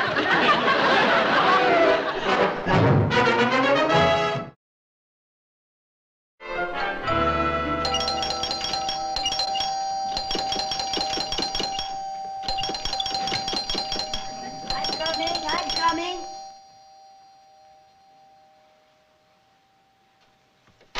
Huey! Huey, what are you doing here? It's 4 in the morning. I feel terrible about that little spat. I never fight with anybody. I don't know what came over me. If you'd only forgive me, I'd promise Marge is here, isn't she? Yes, she's here. Oh, thank goodness. Who's ringing the bell this time of night? Oh, Huey! Huey! Marge! Oh, Marge. It was all my fault, sweetie pie. Oh, no, it was my fault, honey bun. Can you forgive me, cream puff? Of course I forgive you, sugar love. Oh. Isn't that sweet? Sweet is almost fattening. Oh, well, come on, honey. Get dressed and get your things. We're going home. Oh, no. There's no point in you going all the way back to New York tonight. Stay here until tomorrow. Well, we might as well. Tomorrow's Saturday, and you don't have to go to work. Yeah, that's right. Tomorrow is Saturday. I have the most wonderful idea. Why don't we have a wedding for you two? A wedding? We're already married. No, I mean the wedding that we planned for Marge with her family and loved ones around. A real wedding with all the trimmings. Oh, what do you think, Huey? Oh, honey, you know how I feel. I hate a big fuss and a lot of confusion and people around. I think a wedding is kind of private. Well, if you'll pardon my saying so, Huey, if your marriage had had the right beginning, you wouldn't be having the trouble you're having right now. I say, if you'd had the right beginning, you wouldn't be having this trouble right now. Oh, Lucy, that had nothing to do with it. We fought over the most ridiculous thing. What? Viv. Well, it all began with one of our presents. Someone sent us the most impractical gift in the whole world. Huey! Oh, honey, they're family. What's the harm in telling them we got a stupid little gold chair that I'm not even allowed to sit on? It's got the silliest name. It's called a spadoodle? Or a faluki? It's a fatui. Yeah, that's it, a fatui. Oh, boy. Huey, you apologize to my sister. Lucy, I'm sorry. I apologize from the bottom of my heart. Oh, that's all right. Oh, really, sis? I love that fatui. And you do too, don't you, Huey? Oh, I do. I mean, I do. You really mean it? Oh, I do. Lucy, can you forgive me? Well, I'll forgive you on one condition. Anything you say. That you let me give you that wedding. Oh, no. Oh, come on, Huey. It wouldn't be so bad. Now, it's nothing to worry about. It's just a little simple home wedding without a lot of fuss, and we'll only invite the family. Now, you two go on upstairs and get some sleep so you'll be bright and fresh for your wedding. Okay. Good night. Good night. Good night. Oh, aren't they cute? Yeah. Where do you think you're going? Back to bed. Where else? Viv, we have a lot of work to do. We're getting a wedding this afternoon. Lucy, it's 4 in the morning. Exactly. We're lucky we're already up. Now we're going to have to use every minute we've got to pull things together before all the guests arrive. Up. Wait a minute. What do you mean, all the guests? I thought you told Huey you were just going to invite family. That's all I'm going to invite, but if you stop to think about it, we have a huge family. Now I've got to ask my brother Fred and his wife Zoe and their children. And then I'm going to have to ask Uncle Cecil and Aunt Cleo and Paul and Jack Carter. Now, wait a minute. The Carters aren't family. Well, they're practically family. Lucy, how many people do you plan to invite? Well, by paring the list down and stepping on a few toes, I might be able to get it down to 35 or 40. Lucy, you told Huey that Now, you were Viv, just... we don't have time to quibble. We're going to have to make cakes. We're going to have to make the punch, order the flowers, rent that pump organ again, call all the people, and wash our hair and clean the whole house. Now, wait a minute. You told Huey we weren't going to make a big fuss. How can you not make a big fuss with all those people coming? Now, Viv, don't just stand there. Get out in the kitchen and make a 6-tiered wedding cake.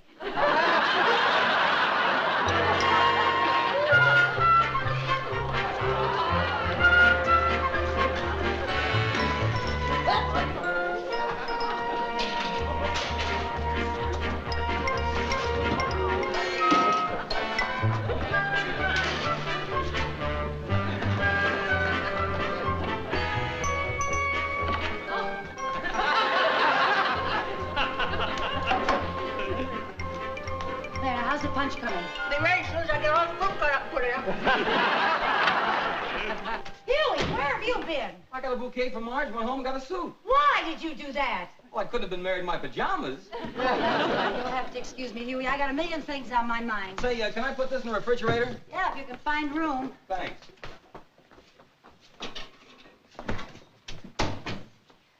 Say, isn't that a lot of cake and punch for just your family?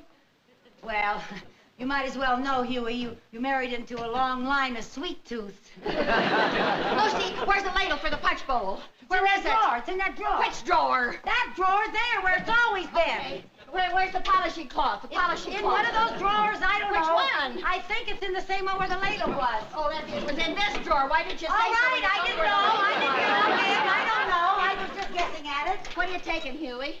Tranquilizer to calm me down. Oh, Huey, you don't have anything to worry about. Harry Connors, our next-door neighbor, is going to be your best man, and he takes care of all the little details. No. Oh, I forgot a little detail. What? I forgot to invite Harry. Not to invite Harry. Yeah, I'll go over and ask him now. I want to borrow his candlesticks anyway. Candles! I gotta go back to town and buy the candles. You forgot to buy candles? Well, you forgot How to can buy you have a wedding, for heaven's sake, without For heaven's candles? sake, I tried to invite. I was gonna buy them. Girls, hold it. Will the two of you hold it? Will you calm down? I think you both better have one of these tranquilizers. I've never had one of those. I don't Yeah, want... no, I haven't either. What do they do to you? Just relax you a little. Relax you. Take one. Let's go. I'll open the door. I was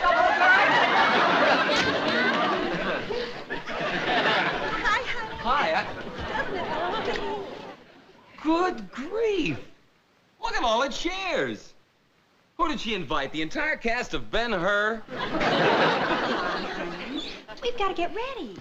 Okay. Honey, you go ahead. I'll be up in a minute. I forgot something in the kitchen. Oh, okay.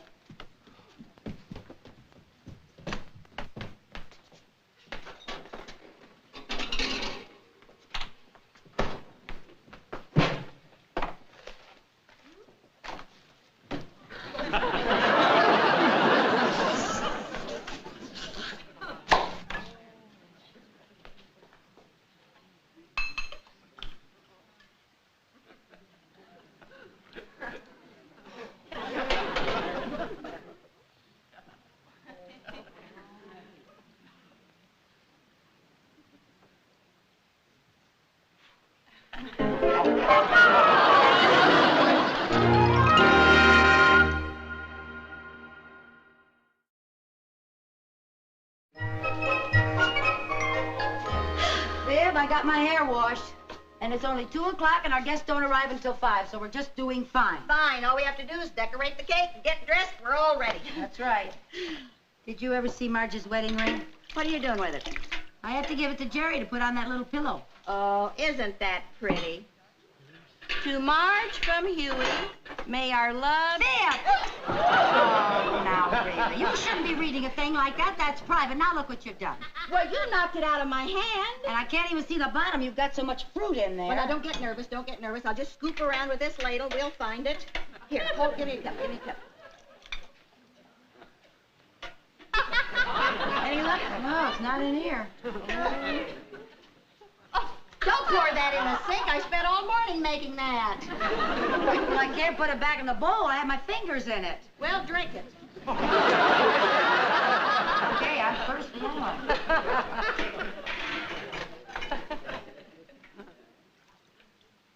Oh, boy, that hit the spot. Anything? Uh-oh. Did you find it? Wait a minute. No, but we're getting warmer. You think between the two of us we could find it? That's the best punch I ever made.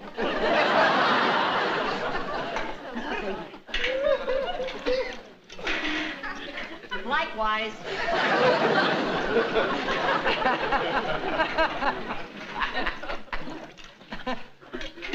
Lucy. What? I feel a little funny. What do you mean? How do you feel funny? Well, kind of, lightheaded, you know. I'll bet it's that tranquilizer.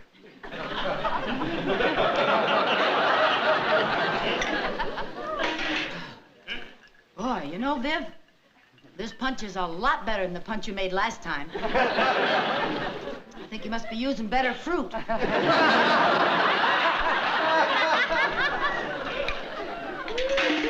Thank you, Lucy. Does have a kind of a tang this time, doesn't it? Hey, Lucy, you forgot to look for the ring. Not in there. Boy, I'll say one thing. Huey said these pills would relax me, and boy, am I relaxed.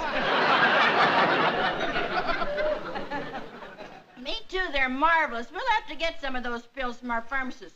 What's that thing doing in there?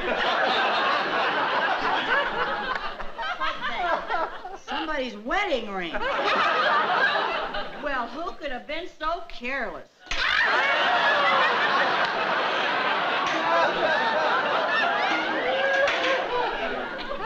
Boy, am I relaxed.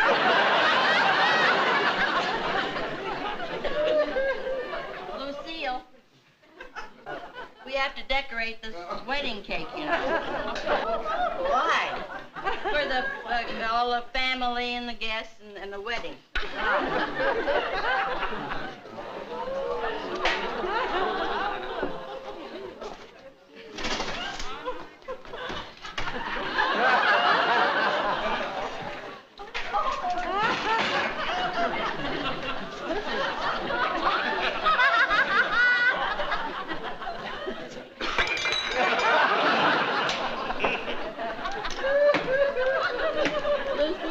What? Remember how nervous we were the last time Marge and Huey got married? I guess it's better the second time around. So choose your weapons.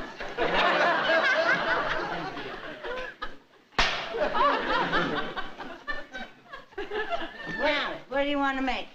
Roses or doves? I think I'll make the doves. No, I think I better make the doves, because as I recall, the last time you made doves, they weren't very pretty, honey. In fact, they were more like ugly dublings. You're a riot, girl. Ugly dugglings.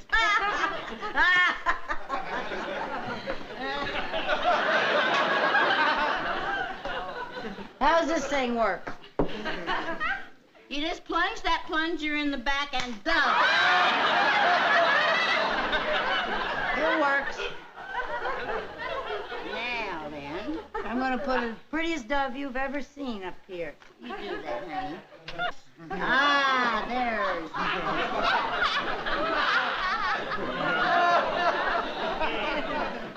Now, that's the way a dove should look. That's a dove? Looks more like a buzzard. So it's a large dove. Oh, boy, making doves, that gets you awful thirsty, doesn't it?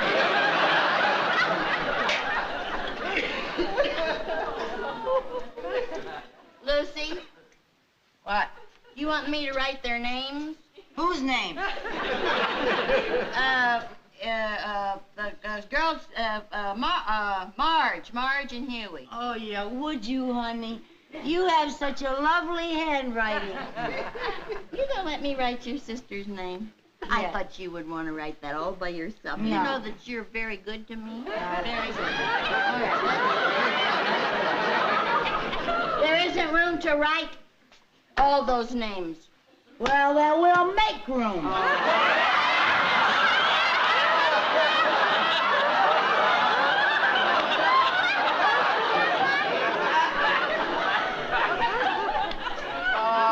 Right there's Marge. Oh, honey, you spell Marge with 3 G's. I'm so sorry. Well, you know there's only 2. What's the matter with me? Well, now cross one out. You haven't done any harm. Just cross it out. And Marge and Huey. And I'll dot the R. That's dotted. Oh, that's beautiful, Isn't that honey. pretty? Yeah.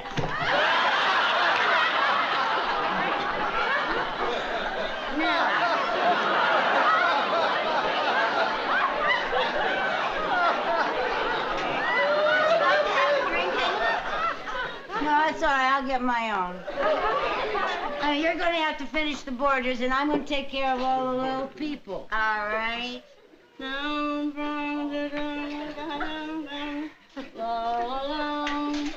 Oh, I am making a border like you never saw in your life.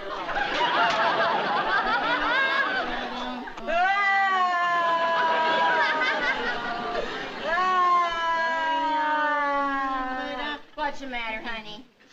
I can't help it when I look at these little people going through life's bumpy highway together. I tell you, I worry about them. Yes, I do. Don't cry now. Are you finished? I'm finished with the roses the top. But you mind getting me a little drink there?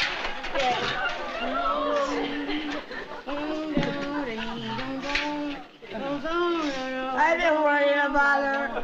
The bride and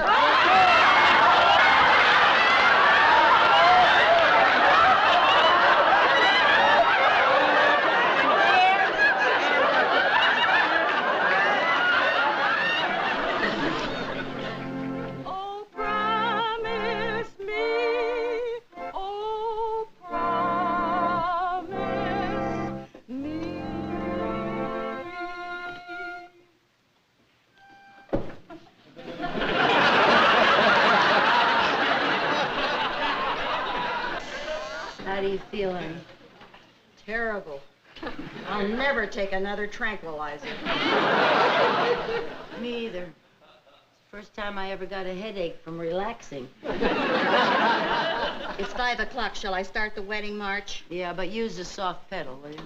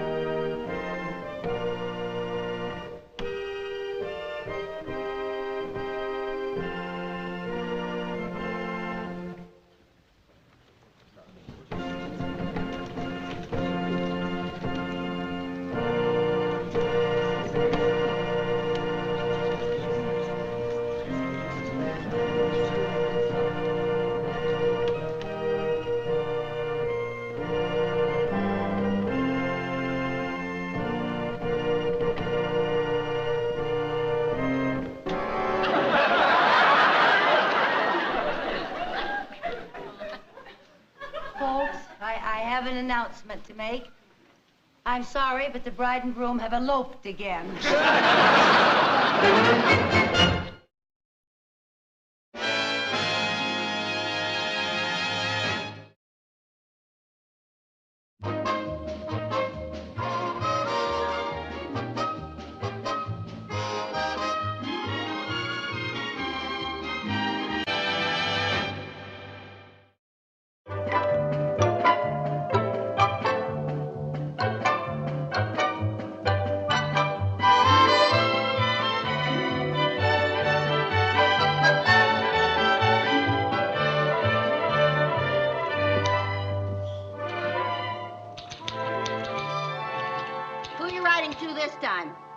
This is a special delivery letter to Senator John R. Dodds.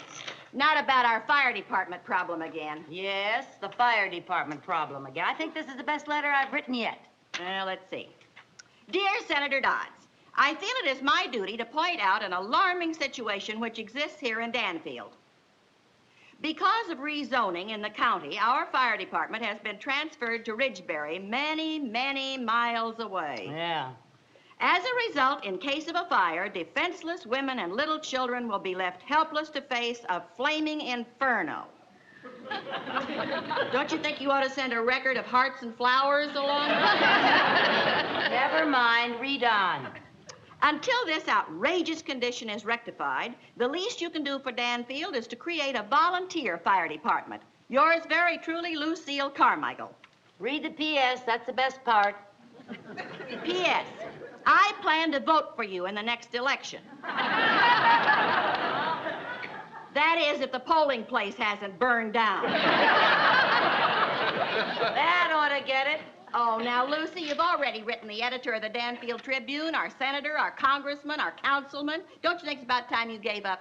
No, I don't. Not until I get some action. And I think you should be writing letters, too.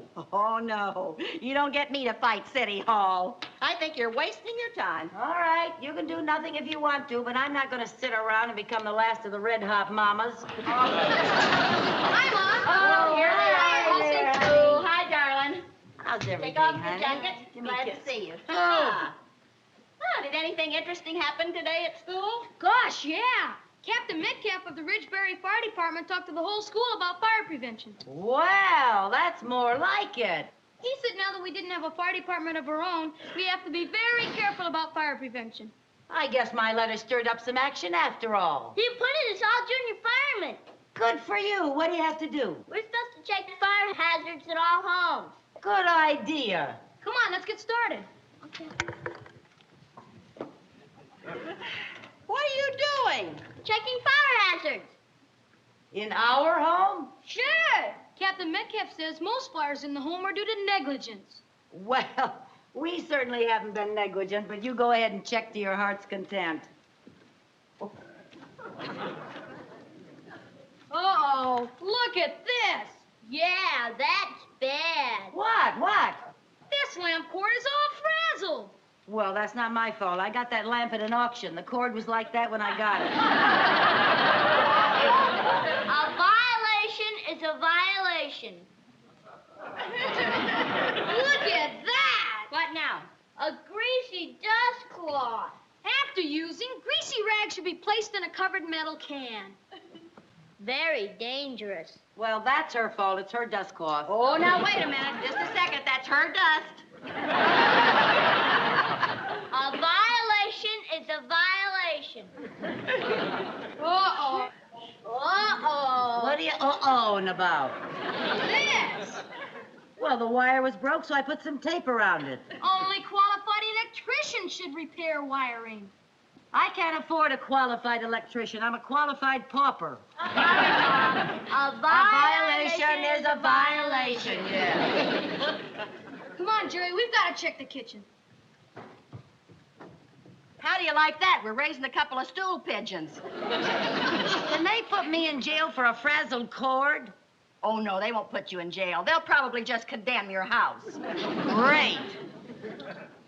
We just found 8 more violations. And we haven't even been upstairs yet. Oh, boy. I'll be able to have more violations than any other kids in the school. How do you like that? They probably get a prize for putting us behind bars.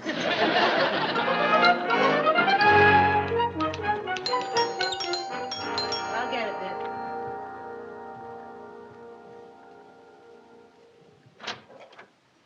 Yes, sir? Mrs. Carmichael, Yes?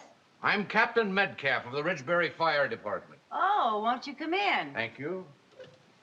Captain Metcalf, this is Mrs. Bagley. How do you do, How do Captain? you do?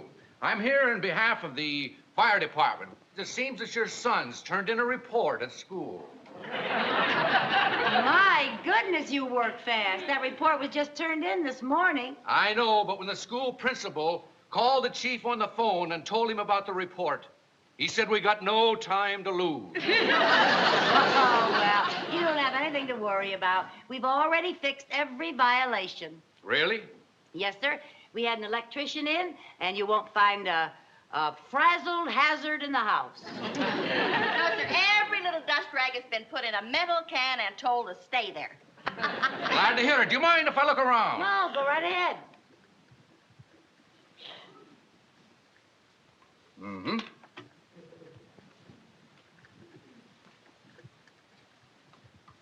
Mm-hmm. See what I mean? Good.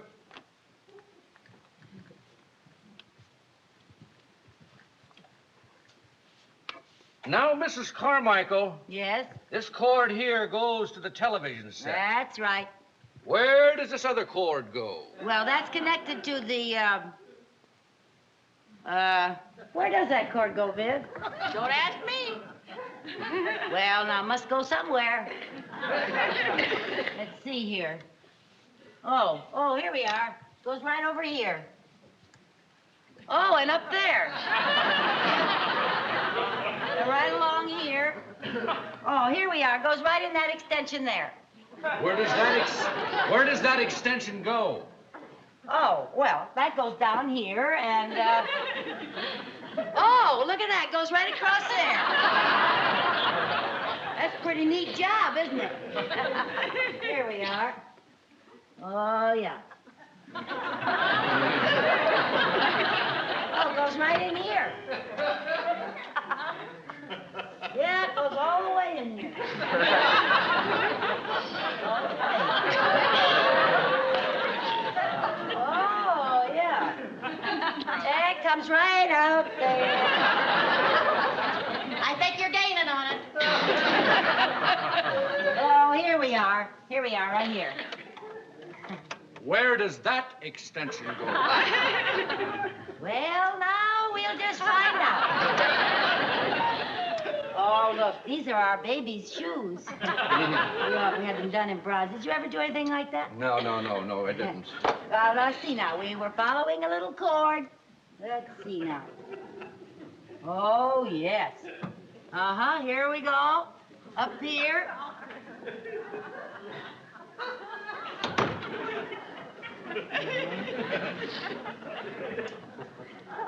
Oh. You haven't dusted in there in about 3 weeks, girl. Yeah, it comes right out here, goes right under that rug. I wonder where the next leg of our little journey will take us. Well, it's got to end somewhere.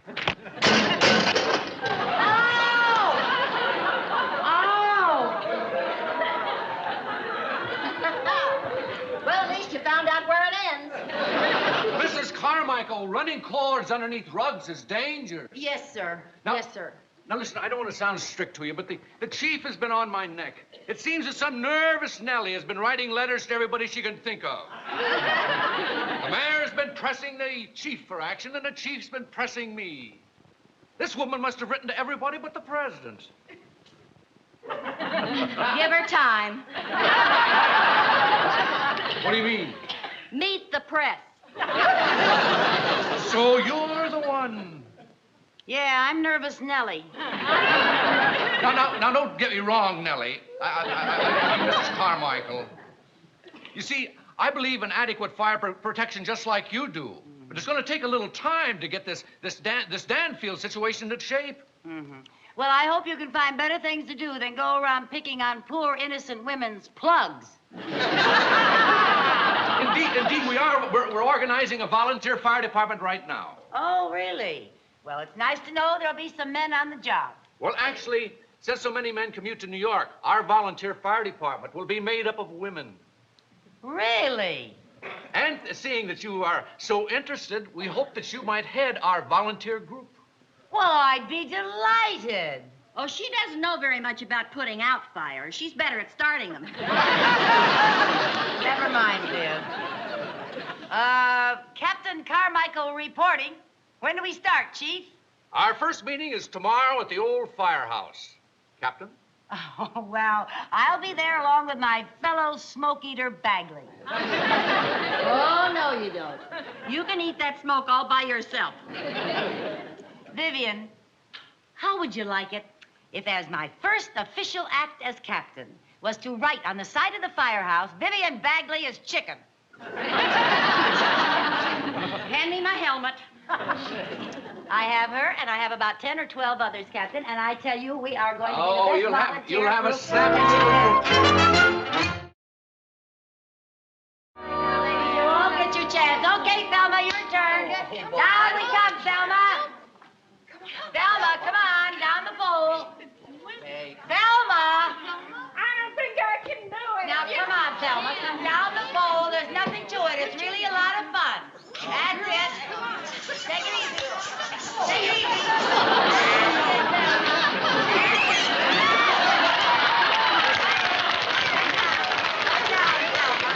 You're down, Thelma. You're down. You're down. That's it. You're all right. There's really nothing to it.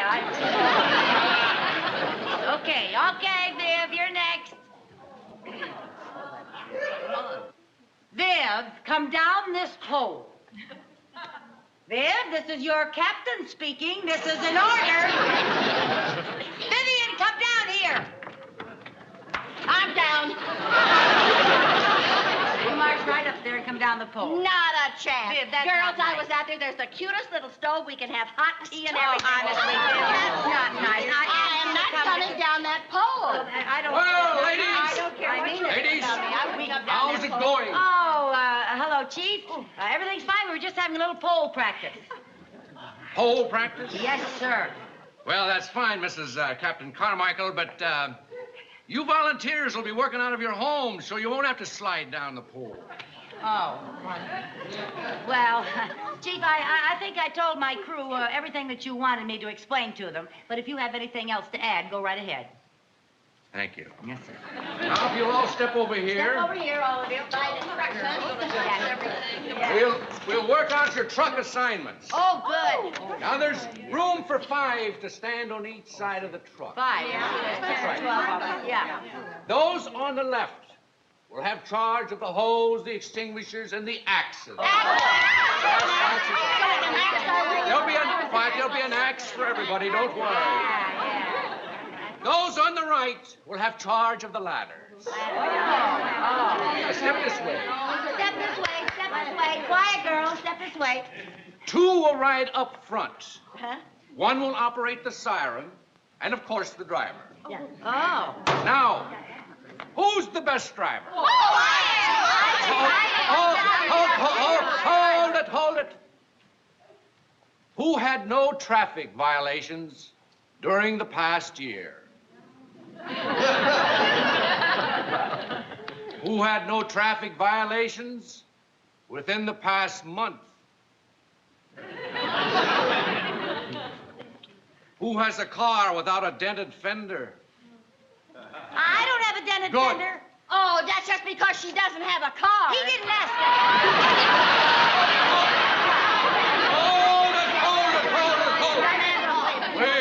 Please, Captain Carmichael. Why don't you be the driver during the first month? Thank you. After that, everyone can take turns. Oh, we get to take turns. You promised that now. You let us take the turns. Now, listen, I think I've had enough for today, so if you'll pick up your uniforms and equipment in the back room, please. Yeah, okay. Pick up your uniform. Oh, wait a minute. Wait. Hold it.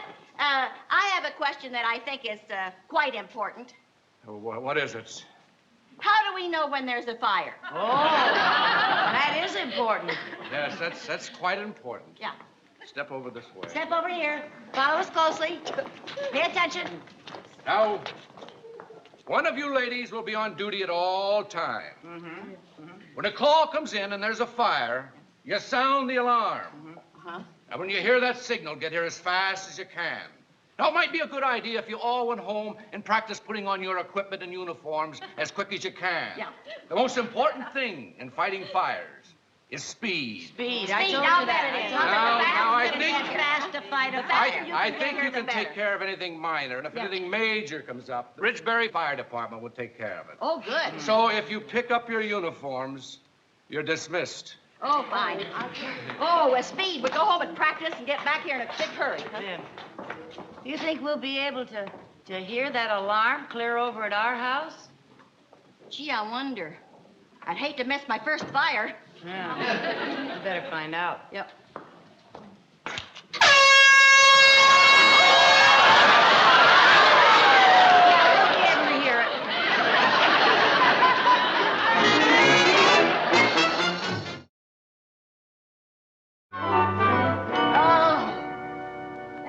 How fast did we make the change that time?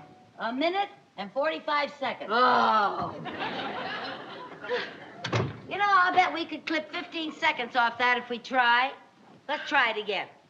Again? Oh, Lucy, I'm exhausted. We've been rehearsing all morning. All right now, Viv. Come on. Try it just once more, just for me. Please. Ugh. Now, just relax, sit back, relax, read the magazine. You know, any ordinary afternoon. Hark! I do believe I hear the signal from the firehouse.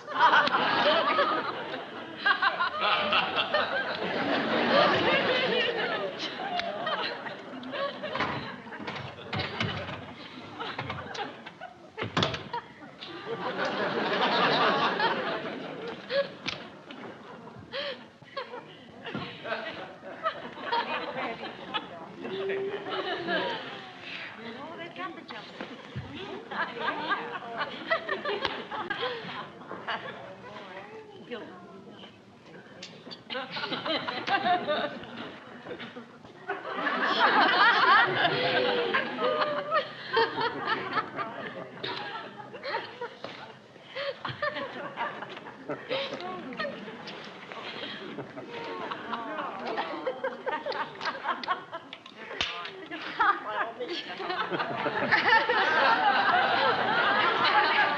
I knew it. A minute and 28 seconds. Oh, that's enough. If we cut off any more time, we'll get there before the fire starts.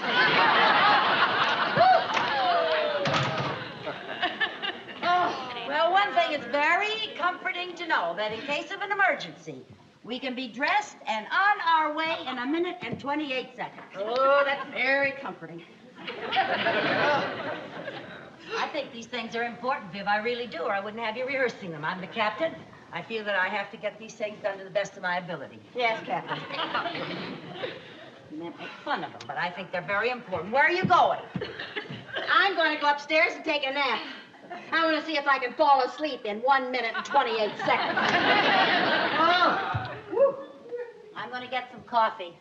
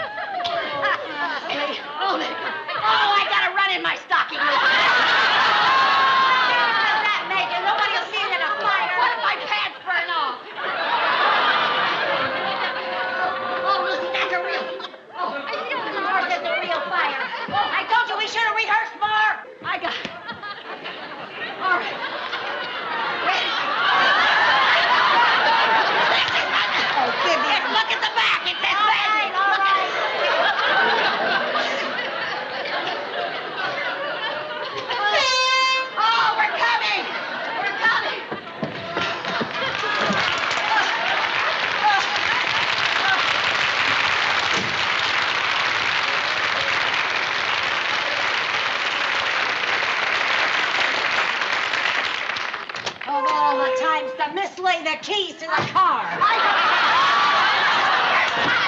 always know what the keys are.